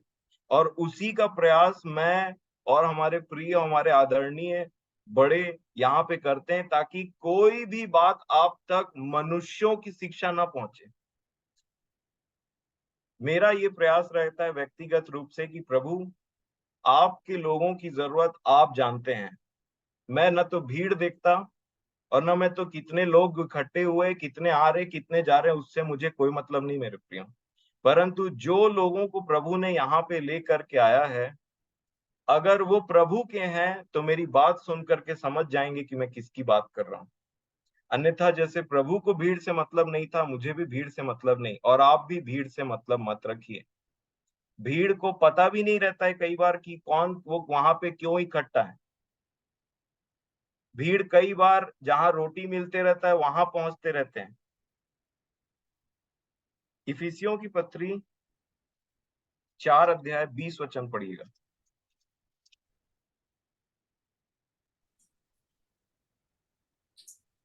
पर तुमने मसीह की ऐसी शिक्षा नहीं पाई। बस, मसीह की ऐसी शिक्षा जो कलीसिया को दी जा रही है, जो वो परमेश्वर का आत्मा प्रेरितों को खड़ा करता है और उनके द्वारा मसीह की शिक्षा कलीसिया तक पहुंचाने का काम इस पृथ्वी में चल रहा है। और इस शिक्षा में जो है, उन्हीं के पास में वचन का और उन्हीं के पास में प्रकाशनों को जब वो सुनते हैं, तब उनको समझ में आता है कि ये शिक्षाएं तो अलग हैं। और इन्हीं शिक्षाओं के बारे में अगर आप प्रकाशित वाक्य के 3 अध्याय और उसके 3 वचन को पढ़ेंगे तो प्रभु यीशु मसीह भी कलीसिया को कुछ बोल रहे हैं। पढ़िए। इसलिए स्मरण कर कि तूने कैसी शिक्षा प्राप्त की और सुनी थी। इसलिए स्मरण कर कि तूने कैसी शिक्षा प्राप्त की और सुनी थी। अर्थात अगर प्रभु यीशु मसीह अपने आत्मा के द्वारा, अपने प्रेरितों के द्वारा, उन शिक्षकों के द्वारा अगर वो शिक्षा उस कलीसिया तक नहीं पहुंचाए रहते, तो वो कैसे बोलते कि कैसी शिक्षा तूने सुनी और प्राप्त की थी। अब मैं सम अप करता हूं जो मैं बोलना चाह रहा हूं कि प्रभु स्वर्ग से परमेश्वर ने अपने आत्मा को भेजा, लोगों को उभारा, खड़ा किया कलीसिया के लिए, ताकि उनके द्वारा मसीह की शिक्षा पहुंचे। शब्द पे ध्यान दीजिएगा, मसीह की शिक्षा। शिक्षाएं बहुत हैं मेरे प्रियो, शिक्षाएं बहुत हैं, पर वो शिक्षा जो आत्मा से उभार करके मसीह की पहचान में बढ़ने के लिए मुझे और आपको दिया जाता है, वो होता है परमेश्वर के आत्मा के द्वारा वो शिक्षा, जो परमेश्वर पिता के महान अनुग्रह और दया से मेरे और आप तक पहुंचाया जा रहा है। और इसलिए ये शिक्षा को सुन करके, प्रैक्टिस करके जो बढ़ा, वो मसीह के पहचान में बढ़ता है। और यही हमारा गोल। देखिए, ये परमेश्वर पिता का वायदा था। अगर आप यिर्मयाह नबी की पुस्तक उसका 3 अध्याय और 15 वचन में पढ़ेंगे तो परमेश्वर पिता ने कुछ बोला था। देखिए क्या लिखा है। मैं तुम्हें अपने मन के अनुकूल चरवाहे दूंगा, जो ज्ञान और बुद्धि से तुम्हें चराएंगे। अपने मन के अनुकूल चरवाहे, बहुत सारे चरवाहे, आप समझ रहे हैं, बहुत सारे चरवाहे हैं, पर वो चरवाहे बहुत कम हैं जो उस प्रधान चरवाहे के अंडर में चराते हैं। एक इसको समझने के लिए देखिए, फॉर एग्जाम्पल बहुत से शिक्षक हैं और इसीलिए बहुत सी शिक्षाएं भी हैं और इसीलिए उनको सुनने वाले भी अलग अलग तरीके से, जो भी उनके साथ में होता है वो बढ़ते चले जाते हैं। बहुत सारी शिक्षाएं हैं आज, और अंतिम दिनों में तो और शिक्षाएं बढ़ती चली जा रही हैं, बहुत एक से एक शिक्षाएं हैं मेरे प्रियो। लेकिन परमेश्वर के मन के अनुसार चरवाहे दिए गए हैं कलीसिया को, और वे बुद्धि समझ ज्ञान से कलीसिया की चरवाही करते हैं। ये बहुत कम है, ध्यान दीजिएगा, ये बहुत कम है। पहला पत्रस 2 अध्याय और उसके 9 वचन से पढ़िए कुछ।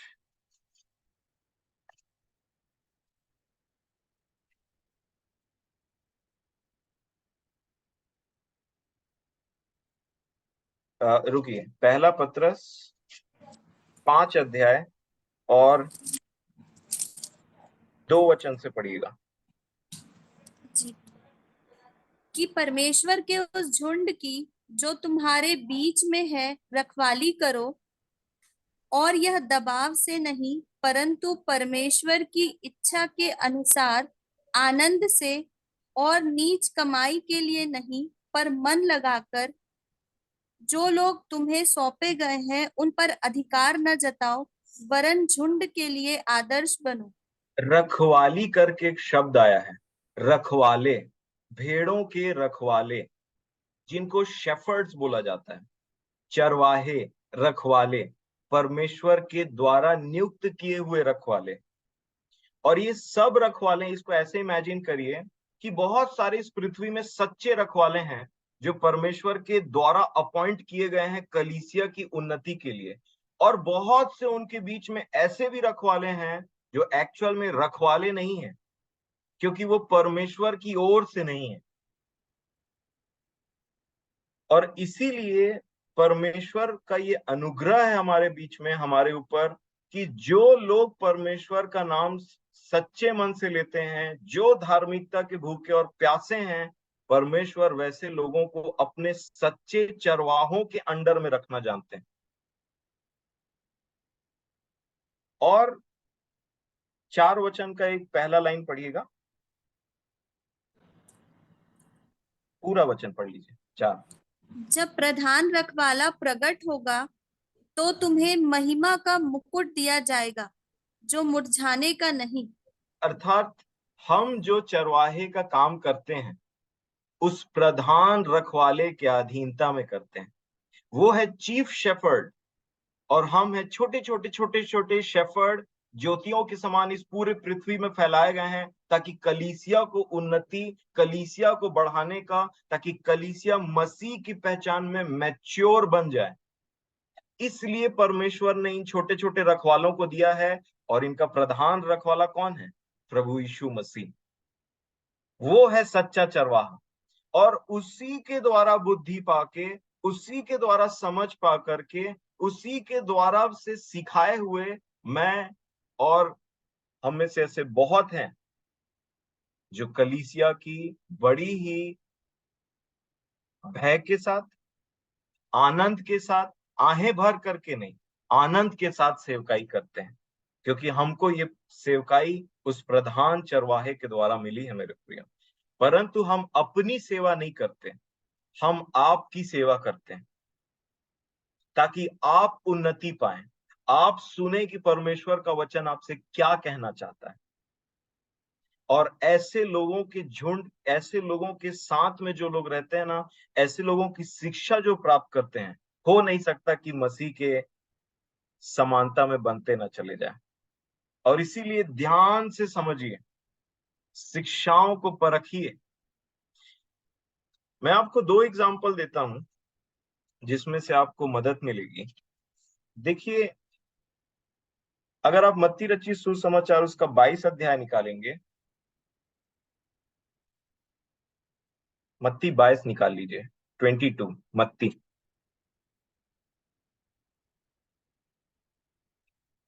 जब प्रभु यीशु मसीह प्रचार करना शुरू नहीं किए थे, इवन जब यूहन्ना जो बपतिस्मा देते थे उन्होंने कुछ बोलना आरंभ नहीं किया था, तो आपको पता है मलाकी से लेकर के मत्ती के बीच में काफी लंबा गैप था, जहां पे कुछ लोग खड़े हो गए थे मूसा की व्यवस्था को लेकर के, जिसको ना वो खुद मानते थे और परमेश्वर के द्वारा उनसे कोई संबंध नहीं था, क्योंकि वो कपट से भरे हुए थे, छल से भरे हुए थे, और एक ऐसी जाति उत्पन्न हो गई जिसका परमेश्वर से कोई लेना देना नहीं, परंतु फिर भी बाइबल पकड़ के घूमते थे, फिर भी प्रार्थना करते थे, फिर भी परमेश्वर की शिक्षाओं को देना का प्रयास करते थे।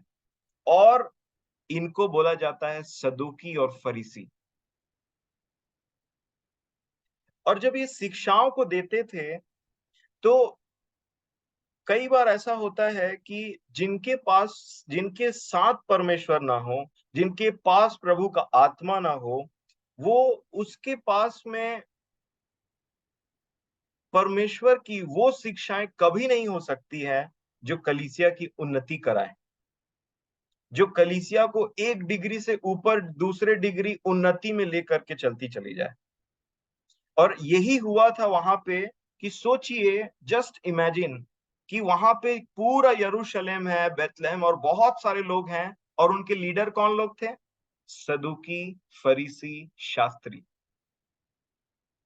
और ये सदूकी और ये फरीसियों की मैं दो क्वालिटी बता रहा हूं, जिनके चलते वो जो सुनने वाले थे इनके, वो किस प्रकार परमेश्वर की कुछ आशीषों से वंचित रह जा रहे थे। मत्ती 22 का 23 पढ़ेंगे तो यहाँ पे सदूकियों को प्रभु सदूकी, पढ़िए क्या लिखा है। जी। उसी दिन सदुकी जो कहते हैं कि मरे हुओं का पुनरुत्थान है ही नहीं, उसके पास आए और उससे पूछा, हे गुरु, मूसा ने कहा था कि यदि कोई पुरुष बिना संतान मर जाए तो उसका भाई उसकी पत्नी से विवाह करके अपने भाई के लिए वंश उत्पन्न करे। ठीक है, यहाँ पे आप आगे पढ़ लीजिएगा। सदूकियों को सदूकी प्रभु यीशु मसीह से कुछ पूछ रहे हैं, तो उसके उत्तर में प्रभु यीशु मसीह ने 29 वचन में उनको क्या बोला? यीशु ने उन्हें उत्तर दिया, तुम पवित्र शास्त्र और परमेश्वर की सामर्थ नहीं जानते, इस कारण भूल में पड़े हो। एक ऐसी कैटेगरी जो लोगों को शिक्षा दे रही है, उनको प्रभु बोल रहे हैं तुम पवित्र शास्त्र भी नहीं जानते और ना ही तुम परमेश्वर की सामर्थ को जानते हो, तुम बड़ी भूल में पड़े हो। तो जो उनको सुन रहे हैं वो नंबर 2, अगर आप 34 वचन पढ़ेंगे तो ये एक और कैटेगरी है, पढ़िए। जी। जब फरीसियों ने सुना कि यीशु ने सदूकियों का मुंह बंद कर दिया तो वे इकट्ठा हुए।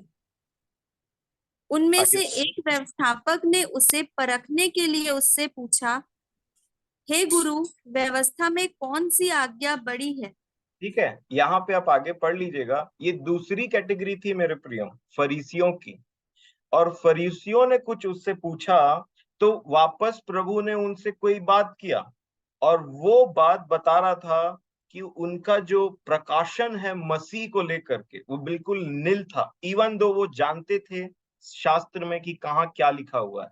अगर आप 41 वचन को पढ़ेंगे तो देखिए 41 से पढ़िएगा। जी। जब फरीसी इकट्ठे थे तो यीशु ने उनसे पूछा, मसीह के विषय में तुम क्या सोचते हो? वह किसका पुत्र है? उन्होंने उससे कहा, दाऊद का। दाऊद का पुत्र है बोल रहे थे मसीह को। मसीह किसका पुत्र था? पतरस ने क्या बोला था? और चूंकि ये मसीह को भी दाऊद का पुत्र बोलने से एक शरीर, वो दाऊद के वंश के, वो शरीर के अनुसार दाऊद का संतान था, नो डाउट, पर वो मसीह को नहीं जानते थे, और इसलिए वो बोल रहे थे कि मसीह दाऊद का पुत्र है।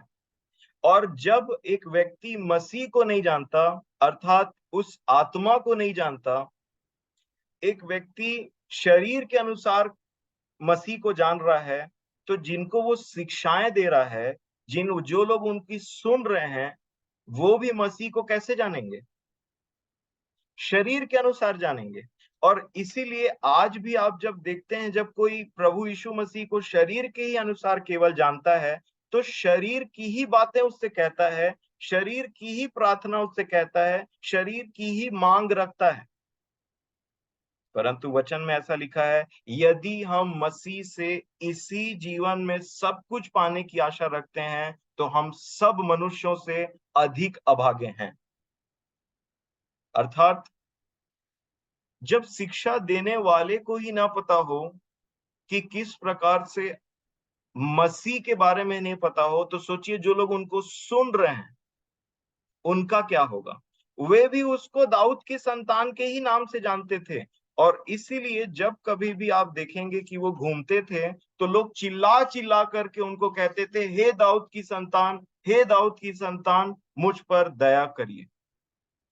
और चूंकि वो शरीर ही के अनुसार जानते थे उसको, तो केवल शरीर में चंगाई पा करके वो वहां पे संतुष्ट हो जाते थे। ये नहीं कि हमारे प्रभु यीशु मसीह शरीर में चंगाई नहीं देते, उन्होंने हमारे शरीर को बनाया है और वो हमारे शरीर को भला, चंगा, स्वस्थ और जो भी आवश्यकता है उसको देना जानते हैं। परंतु अगर एक व्यक्ति उसको शरीर के अनुसार भी जाने और आत्मा के अनुसार भी जाने, तो उसका प्रार्थना बिल्कुल अलग रहता है। और वही अगर आप मरकुस रचित एक एग्जाम्पल देखते हैं, मरकुस रचित सुसमाचार 10 अध्याय और 47 वचन से पढ़िए। वह यह सुनकर कि यीशु नासरी है, पुकार पुकार कर कहने लगा, हे दाऊद की संतान यीशु, मुझ पर दया कर। आगे पढ़िए। बहुतों ने उसे डांटा कि चुप रहे, पर वह और भी पुकारने लगा, हे दाऊद की संतान, मुझ पर दया कर। तब यीशु ने ठहर कर कहा, उसे बुलाओ। और लोगों ने उस अंधे को बुलाकर उससे कहा, ढाढ़स बांध, उठ, वह तुझे बुलाता है। वह अपना कपड़ा फेंककर शीघ्र उठा और यीशु के पास आया। इस पर यीशु ने उससे कहा, तू क्या चाहता है कि मैं तेरे लिए करूं? अंधे ने उससे कहा, हे रब्बी, यह कि मैं देखने लगूं। यीशु ने उससे कहा, चला जा, तेरे विश्वास ने तुझे चंगा कर दिया है। वह आप यहाँ पे तुरंत जी आप यहाँ पे देखेंगे कि किस प्रकार एक व्यक्ति चिल्लाता है दाऊद की संतान अर्थात यीशु को। आप मसीह का वर्णन नहीं पाएंगे वहां पे। दाऊद के संतान यीशु को वो पुकार रहा था, क्योंकि फरीसियों ने प्रचार ही वो किया था। एक काइंड ऑफ, जब भी वो मसीह को बोलते थे तो सोचते थे कि कोई शरीर के अनुसार बहुत ताकतवर आएगा, क्योंकि वो दाऊद की संतान है। और इसलिए पूरे लोगों का मेंटेलिटी यही था कि वो हमारे लिए कुछ शरीर में करेगा, कुछ शरीर में करेगा। तो वो जब पूछता है कि बता मैं तेरे लिए क्या करूं, ये प्रश्न बहुतों से पूछा जाता है मेरे प्रिय, क्या चाहिए तुझे, क्या करूं मैं तेरे लिए। तो देखिए, वो जो उसको दाऊद की संतान के रूप में जानता था, उसने यीशु से बातचीत किया और यीशु को अपने शरीर का एक दुख बताया कि मैं अंधा हूं, क्योंकि एक अंधा ही जानता है कि कितनी तकलीफ होती होगी। और उसने वो चंगाई पा करके आगे कुछ बात नहीं किया। और अगर यहीं पे वो व्यक्ति उसको मसीह अर्थात परमेश्वर के पुत्र के समान में जानता, जिस प्रकार प्रभु यीशु मसीह सामरी स्त्री से बोल रहे थे, यदि तू जानती कि जो तुझसे बात कर रहा है वो कौन है, तो उससे कुछ मांगती। और वो शरीर का मांग नहीं था जब प्रभु यीशु मसीह ने बोला। तो जितना बेहतर हम मसीह को जानते हैं प्रेरितों की शिक्षाओं और पवित्र शास्त्रों के द्वारा, उतनी ही बेहतर हमारी समझ होती है अनंत जीवन की, स्वर्गीय बातों की, आत्मिक बातों की, उतनी ही हम उन्नति करते हैं। परंतु संसार में ऐसी बहुत बड़ी भीड़ है जो सिर्फ ईशु ईशु पुकार रही है और अपने शरीर की तकलीफ उसको बता दे रहे हैं, शरीर में चंगाई प्राप्त कर ले रहे हैं, और जो उनके लीडर हैं वो भी उनको उससे आगे नहीं बता रहे। परंतु वो पूछता है कि मैं तेरे लिए क्या कर सकता हूं, तो वो बोला कि मेरे को चंगा कर दे, तो वो उतना ही काम करता है, ठीक है चंगाई ले ले। और जो चंगे हैं उसका मतलब यीशु की उनको जरूरत ही नहीं है। जिनके पास पैसे हैं उसका मतलब यीशु परमेश्वर के पुत्र की उनको जरूरत ही नहीं है। क्या ऐसा है क्या? ऐसा नहीं है मेरे प्रिय। इसीलिए ऐसे लीडर्स, ऐसे चरवाहे, ऐसे प्रेरित हमारे बीच में होने जरूरी हैं जो मसीह की शिक्षा आपको दें, खरी शिक्षा। और जो सच्चा होता है ना, वो ना पैसे की चिंता करता है, ना आदर की चिंता करता है, ना रेपुटेशन की चिंता करता है। क्योंकि एक दिन मेरे प्रभु यीशु मसीह ने कहा है कि कोई बात ऐसी नहीं जो छिपी रहेगी, ना कोई बात ऐसी जो ढांपी रहेगी। मेरे हृदय की सारी बात खोल करके वो एक दिन बता देगा। और इसलिए लोग हमको क्या समझते हैं उससे फर्क नहीं पड़ता मेरे प्रियो। लेकिन ये मेंटेलिटी हमको रखनी पड़ती। धीरे धीरे हम उस स्टेज में पहुंचते हैं जहां पर देखते हैं कि सच बात है, क्या फर्क पड़ता है कि लोग मुझे प्रेरित समझे या कोई बहुत बड़ा प्रॉफिट समझे या कोई पोप समझे या कोई तोप समझे। क्या फर्क पड़ता है अगर प्रभु मुझे उस तरीके से नहीं देखता? अगर मैं अपने परमेश्वर की नजर में एक सच्चा दास, छोटा सा व्यक्ति, इस संसार से भी अनजाना हूं, तो भी मैं एक सच्चा जीवन जी रहा हूं। आप भी ऐसा जीवन जी सकते हैं। एक स्त्री जो ना कभी प्रचार करने बाहर जाती है, वो अपने घर के किचन, रसोई और अपने बच्चों में ही एक सच्चा मसीही जीवन जी सकती है। ऐसा मैं विश्वास करता हूं। और इसीलिए ये बहुत जरूरी है कि हमारे पास में ऐसे लोग हों जो परमेश्वर के आत्मा से कंटिन्यूअसली कनेक्टेड रहें, ताकि वो बोलें जो आत्मा कलीसिया से कहता है। जिसके कान हो वो सुन ले कि आत्मा कलीसिया से क्या कह रहा है। हम तो सिर्फ एक माध्यम है मेरे प्रियो। एक और एग्जाम्पल हम देखते हैं जो मुझे बहुत पसंद है और प्रभु ने मुझे इससे बहुत कुछ सिखाया है, फिर मैं खत्म करूंगा। पहला राजाओं की पुस्तक, उसका 3 अध्याय, उसके 9 वचन से पढ़िएगा। रुकिए, मेरे को एक बार देख लेने दीजिए। पहला राजाओं 3 अध्याय, हाँ, 9, 10 और 11 पढ़िए। अभी प्रभु यीशु मसीह ने उसको बोला कि बता मैं तेरे लिए क्या कर सकता हूँ। ये प्रश्न हम में से अधिकतर लोगों के पास में रहता है कि हमें प्रभु से क्या चाहिए। पढ़िए। पहला राजा 3 अध्याय, उसका 9, 10, 11। तू यहाँ अपने पे ध्यान।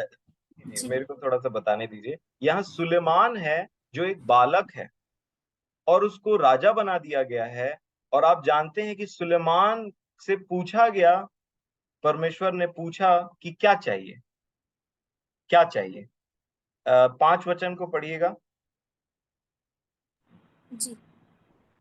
गिबोन में यहोवा ने रात को स्वप्न के द्वारा सुलेमान को दर्शन देकर कहा, जो कुछ तू चाहे कि मैं तुझे दूं, वह मांग।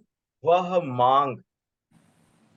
अगर आप सोचेंगे यहाँ पे, तो एक जवान बच्चा है जो मैं समझता हूँ कि 18 साल का भी नहीं हुआ है।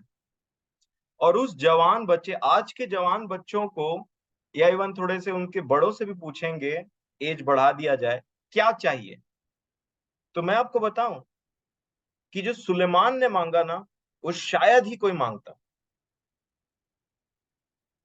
आप इमेजिन कर सकते हैं कि 18 साल के नीचे वाले बच्चे को अगर पूछें कि क्या चाहिए तेरे को, तो आप इमेजिन कर सकते हैं कि कभी वो समझ मांगेगा, वो बुद्धि मांगेगा। जिस प्रकार की शिक्षाएं उसको मिलती है, जिस प्रकार के चीजें उसके मन के लिए अट्रैक्टिव होती हैं, वो मांगेगा। अब देखिए, बर्थडे में किसी से पूछे कि क्या चाहिए, जो वो बोलेंगे कि मेरे को ये चाहिए, वो बता रहा है कि उनके दिमाग के सबसे हाई माले में क्या चीज बैठा हुआ है जो उनको चाहिए। आज भी बहुत सारी सभाएं इस नाम से होती है कि क्या चाहिए। बहुत कम लोग हैं जिनको वो चाहिए जो परमेश्वर उनको देना चाहते हैं। बहुत कम लोग हैं। और बहुत बड़ी भीड़ है जिनको कुछ चाहिए और परमेश्वर वो चीज उनको देना नहीं चाहते। तुम मांगते हो और मिलता नहीं है, क्योंकि बुरी लालसाओं से मांगते हो। तुम मांगते और विश्वास नहीं करते। यहाँ पे ये लड़के ने, अब सोचिए ना, आप जब 17 साल के होंगे या 18 साल के होंगे, आपसे पूछा जाता कि क्या चाहिए, क्या बोलते आप?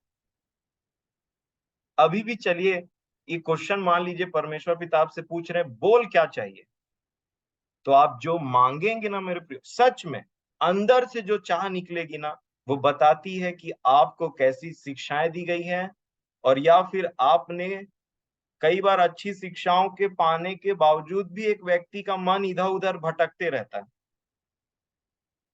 अगर, चलिए इसको लंबा नहीं करूंगा मैं, देखिए 9 वचन से कि क्या मांगा उन्होंने। 9, 10, 11 पढ़ी जी। तू अपने दास को अपनी प्रजा का न्याय करने के लिए समझने की ऐसी शक्ति दे कि मैं भले बुरे को परख सकूं, क्योंकि कौन ऐसा है कि तेरी इतनी बड़ी प्रजा का न्याय कर सके। क्या इस मांगा? बात क्या मांगा ज्योति बहन, क्या मांगा उन्होंने? समझने की ऐसी शक्ति। एग्जैक्टली समझने की ऐसी शक्ति, इसको याद रखिएगा, समझ मांगा। जी। ठीक है, आगे पढ़िए 10। जी। इस बात से प्रभु प्रसन्न हुआ कि सुलेमान ने ऐसा वरदान मांगा है। तब परमेश्वर ने उससे कहा, इसलिए कि तूने यह वरदान मांगा है, और ना तो दीर्घायु और ना धन और ना अपने शत्रुओं का नाश मांगा है, परंतु समझने के विवेक का वरदान मांगा है। इसलिए सुन। जी जी जी, एक 17 साल का लड़का या 18 से नीचे का लड़का समझने की शक्ति मांग रहा है, और जो वो मांगा परमेश्वर उससे प्रसन्न हुए। कि मैं, वो बहुत प्रसन्न हुए, मतलब सोचिए कि हमारी प्रार्थना ऐसी है, हमारा मांग ऐसा है जो स्वर्ग में परमेश्वर को आनंद देता है प्रभु यीशु मसीह के द्वारा। और कुछ प्रार्थनाएं ऐसी हैं जो मैं समझता हूं ना कि कहीं ना कहीं एक ऐसा बात हो जाता है कि अभी तक यही मांग है, यही डिमांड्स है, यही चीजों पे मन लगा हुआ है, मसीह को नहीं समझे। तो मैं यहां पे जो चीज समझाना चाह रहा हूं, एक 18 साल के नीचे का लड़का जो इस पृथ्वी के अनुसार कोई भी वो चीज नहीं मांगता, उसने समझने की शक्ति मांगी मेरे प्रियो परमेश्वर पिता से। ये हुआ कैसे? और तब आप समझेंगे। 3 वचन को पढ़िए इसका। जी। सुलेमान यहोवा से प्रेम रखता था और अपने पिता दाऊद की विधियों पर चलता तो रहा। अपने पिता दाऊद की विधि, अर्थात सुलेमान की ये प्रार्थना कहां से निकली थी? उसके पिता के द्वारा शिक्षा मिली थी उसको। उन सारे बालकपन में उसके पिता राजा दाऊद ने, जो परमेश्वर के मन के अनुसार एक व्यक्ति था, वो उसको कुछ शिक्षा दे रहा था। वो उसको बचपन से कुछ शिक्षा दे रहा था, उसके दिमाग में उन बातों को बहुत ही अट्रैक्टिव बना लिया था कि सुलेमान जब प्रार्थना करता, जब उससे पूछा जाता कि क्या चाहिए, तो उसके दिमाग के सबसे ऊंचे माले में ये चीज बैठी हुई थी कि मुझे ये चाहिए। किसके द्वारा हुआ? एक ऐसे जन के द्वारा जो परमेश्वर से जुड़ा हुआ था, जिसने परमेश्वर को प्रसन्न किया था, जो अपने परमेश्वर को जानता था भली भांति। अगर आप नीति वचन में उसका 4 अध्याय 1 वचन से पढ़ेंगे तो देखिए सुलेमान कुछ बोल रहे हैं। नीति वचन 4 का 1 से 5 तक पढ़िए। जी। हे मेरे पुत्रों, पिता की शिक्षा सुनो और समझ प्राप्त करने में मन लगाओ, क्योंकि मैंने तुमको उत्तम शिक्षा दी है। मेरी शिक्षा को न छोड़ो। देखो, मैं भी अपने पिता का पुत्र था और माता का अकेला दुलारा था। पिता और का मैं पुत्र, ये कौन लिख रहा है नीति वचन को? सुलेमान लिख रहा है। तो उसके पिता कौन है? दाऊद। वो बोल रहे हैं मैं भी अपने पिता का पुत्र और माता का दुलारा था, अकेला दुलारा था। आगे पढ़िए। और मेरा पिता मुझे यह कहकर सिखाता था, वो तेरा टीचिंग मन देता था। दाऊद उनका पिता उनको टीच कर रहा था, सुलेमान को बचपन से क्या टीच कर रहे थे वो? तेरा मन मेरे वचन पर लगा रहे, तू मेरी आज्ञाओं का पालन कर, तब जीवित रहेगा। 5वां, बुद्धि को प्राप्त कर, समझ को भी प्राप्त कर, उनको भूल ना जाना, ना मेरी बातों को छोड़ना। उसका पिता उसको कह के बता रहा था, मेरे प्रियो, बुद्धि को प्राप्त कर, समझ को प्राप्त कर। और जो उसका पिता उसको शिक्षा दे रहा था, एक गॉडली पर्सन जो उसको शिक्षा दे रहा था, वो जवान के मन में उसकी पिता की शिक्षाएं घर कर गई। और जैसे ही परमेश्वर ने पूछा कि क्या चाहिए, उसने वही चीज बोला जो उसके पिता की शिक्षा के द्वारा उसके मन में बहुत ही अट्रैक्टिव थी कि मेरे को ये चाहिए, मेरे को ये चाहिए। शिक्षा ये काम करता है मेरे प्रियो, आपके प्रार्थना करने के तरीके को बदल देता है, आपके प्रार्थना करने के विषय को बदल देता है, आपके माइंड को चेंज कर देता है। जैसे हम कल, मैं तो जुड़ा नहीं था पर मैंने देखा, तुम्हारे मन के बदलने से तुम्हारा चाल चलन, मेरा मन ट्रांसफॉर्म होता है। जैसे पहले सोचता था वैसे नहीं सोचता। क्या चेंज आया बीच में? परमेश्वर के आत्मा के द्वारा वो शिक्षाएं मैंने पाया, उसको अपने हृदय में रख छोड़ा, और तब मेरा मन बदल गया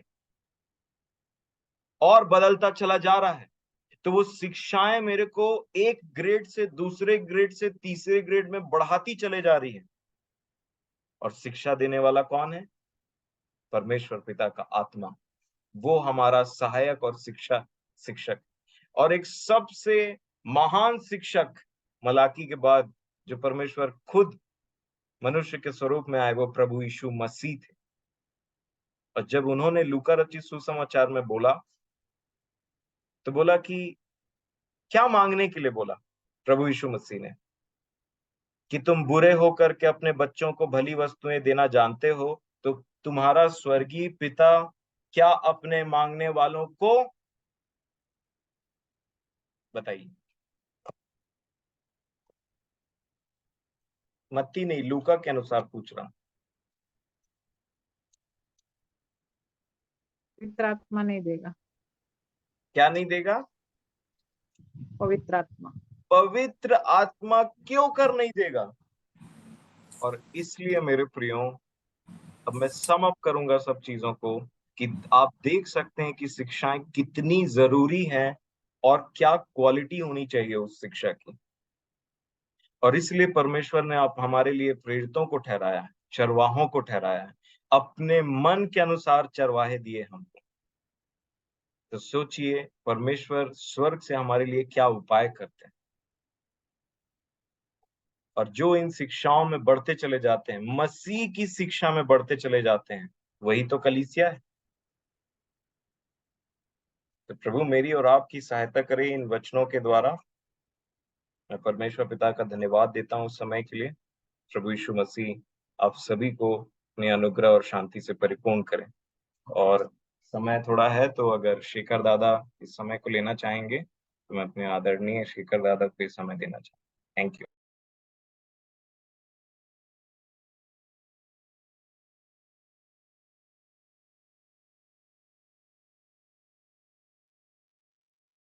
धन्यवाद रुपेश बेटा।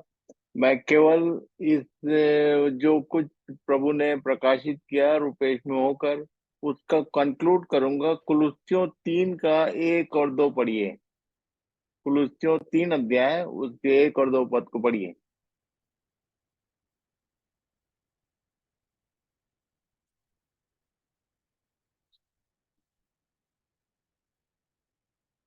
कुलुस्सियों 3 जी। का 1 और 2।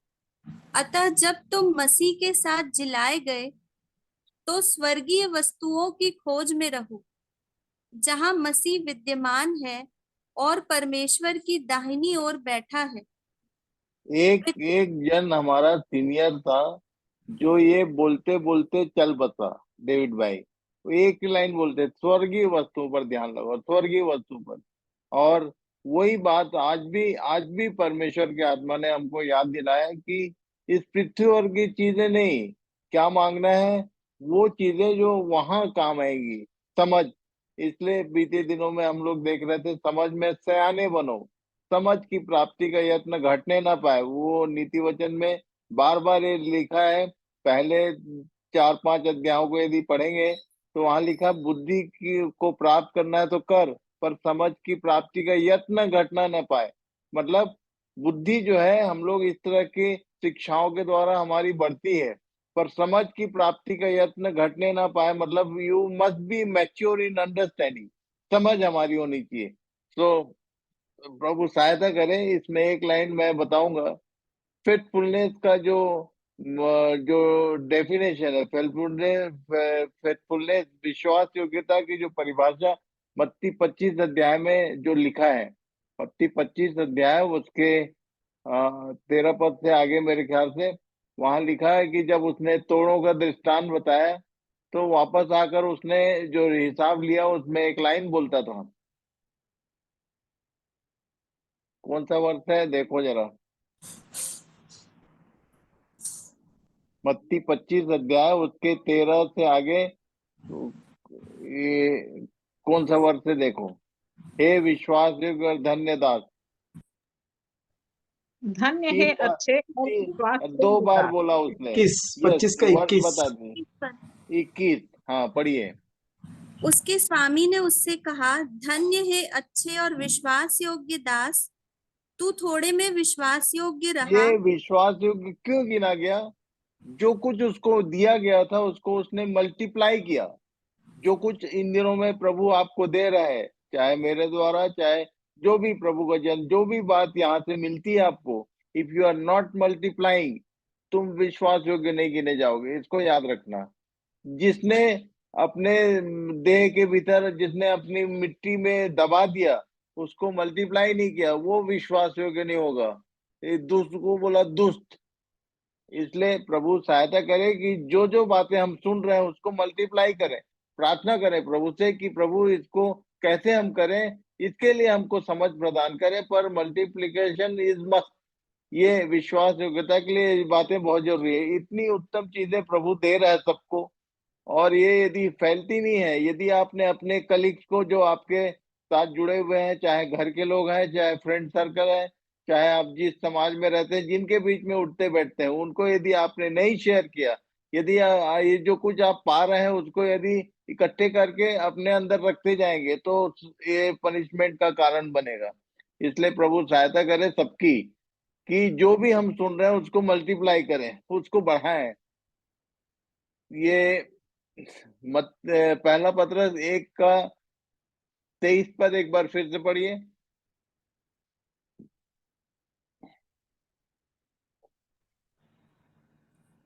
क्योंकि तुमने नाशवान नहीं पर अविनाशी बीज से परमेश्वर के जीवते एक शब्द काम में लाया है, बीज। बीज का गुण क्या होता है मालूम है? उत्पत्ति की पुस्तक से परमेश्वर ने बीज के विषय में चर्चा की है। बीज जो है ऑलवेज, एक एक दाना बोते हैं तो कितना फल लगता है? Can you imagine? क्या आप सोच सकते हैं कि जो भी एक दाना बोया जाता है, उस जब बड़ा होता है, उस पौधा निकलता है, ये वही उसके साथ तुलना किया है। तुमने परमेश्वर के क्या जीवते और सदा ठहरने वाले वचन से, अर्थात उस वचन रूपी बीज से नया जन्म पाया। यदि मल्टीप्लाई नहीं हो गए तो ये समझो कि तुम्हारा नया जन्म हुआ ही नहीं, या हुआ भी है तो बेकार है, फ्रूटलेस वो पौधा है। प्रभु सबकी सहायता करें। प्रभु इस विषय में आपको उभारना चाहता है कि जो भी आप सुन रहे हो, जो भी आप सुनते हैं, रोज का रोज उसको मल्टीप्लाई करो, उसको लोगों के साथ शेयर करो। सामने वाले को समझ में आए ना आए, आप शेयर करो, और उसके बाद प्रार्थना करो उसके लिए कि प्रभु इसको समझ देना, क्योंकि समझ देने का काम परमेश्वर का है। आप नहीं दे सकते। आप जो सीखते हैं उसको केवल शेयर कर सकते हैं। उसको बढ़ाने का, उसको उसको उत्पन्न करने का सारा काम वो परमेश्वर का है। तो प्रभु सबकी सहायता करे, कोई किसी अपने को कमजोर ना समझे। ये कई लोगों को 5 है, कई लोगों को 3 है, किसी के पास 1 है। किसी को एक बात समझ में आई, जो जिसको कम समझ में आता है वही धोखे में पड़ता है। वो सोचता है कि ये मेरे पास तो एक ही है, मेरे को तो ठीक से समझ में नहीं आया। और जितना समझ में आया उसी को शेयर कर दो। प्रभु सहायता करे, ये बढ़ेगा। परमेश्वर का राज ऐसे बढ़ता है।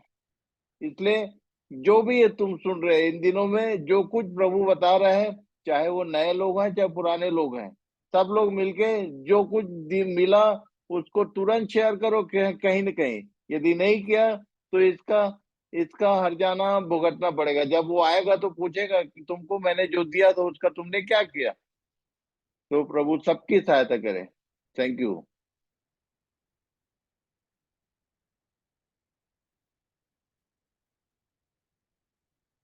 ओके अमन। परमेश्वर पिता का धन्यवाद देते हैं भाई रुपेश के लिए, शेखर मामू के लिए, इन वचनों के लिए, कैसी शिक्षा हम प्राप्त कर रहे हैं और जो हम प्राप्त कर रहे हैं उसको बीज के समान बोए ताकि वो और भी फलवंत होते जाए, फैलते जाए। और प्रभु हम सबकी सहायता करें।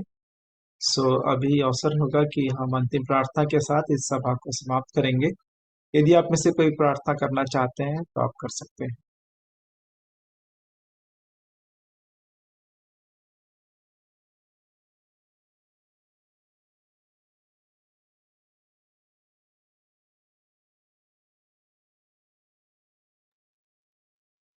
आइए प्रार्थना करें। स्वर्गीय प्रेमी पिता, धन्यवाद करते हैं, आप पृथ्वी की बातें नहीं परंतु स्वर्ग की बातों को बताते हैं। यीशु मुक्तिदाता, आप अपने देह के दिनों में दृष्टांतों में अपने शिष्यों से बात करते थे और उनसे कहते थे कि तुमको स्वर्ग राज्य की समझ दी गई है।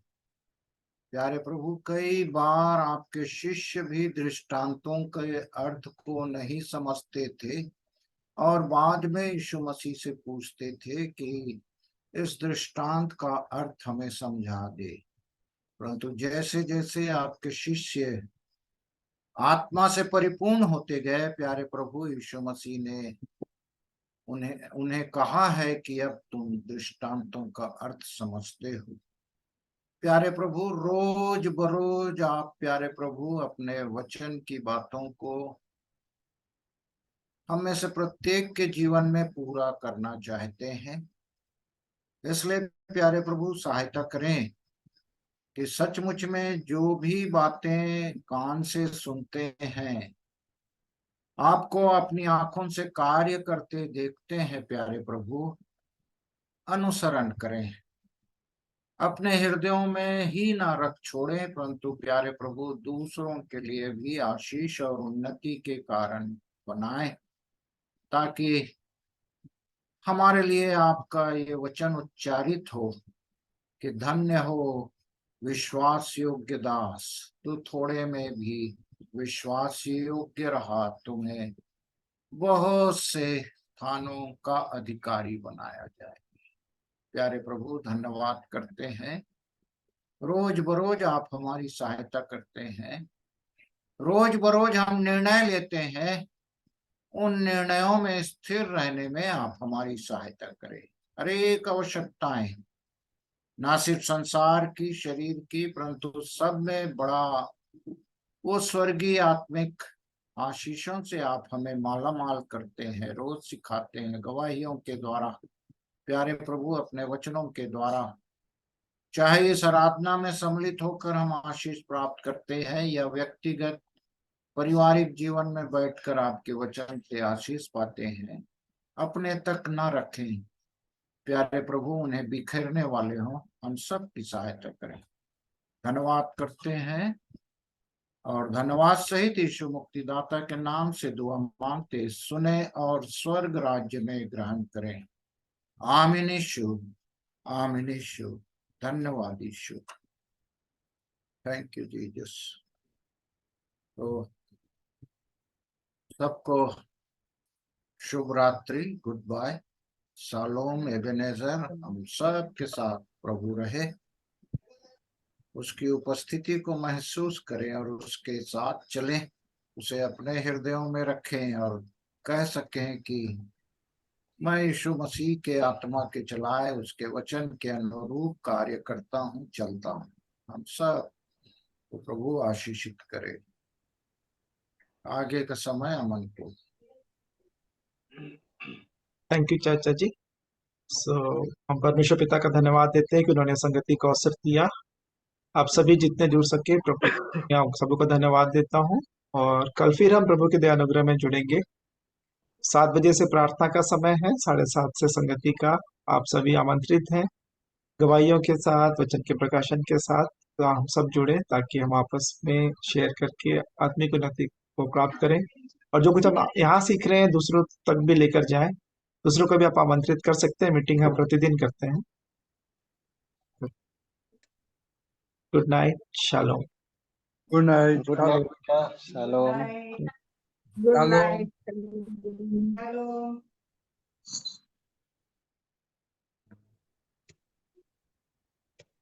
अब हम मीटिंग एंड कर रहे हैं। ओके बेटा।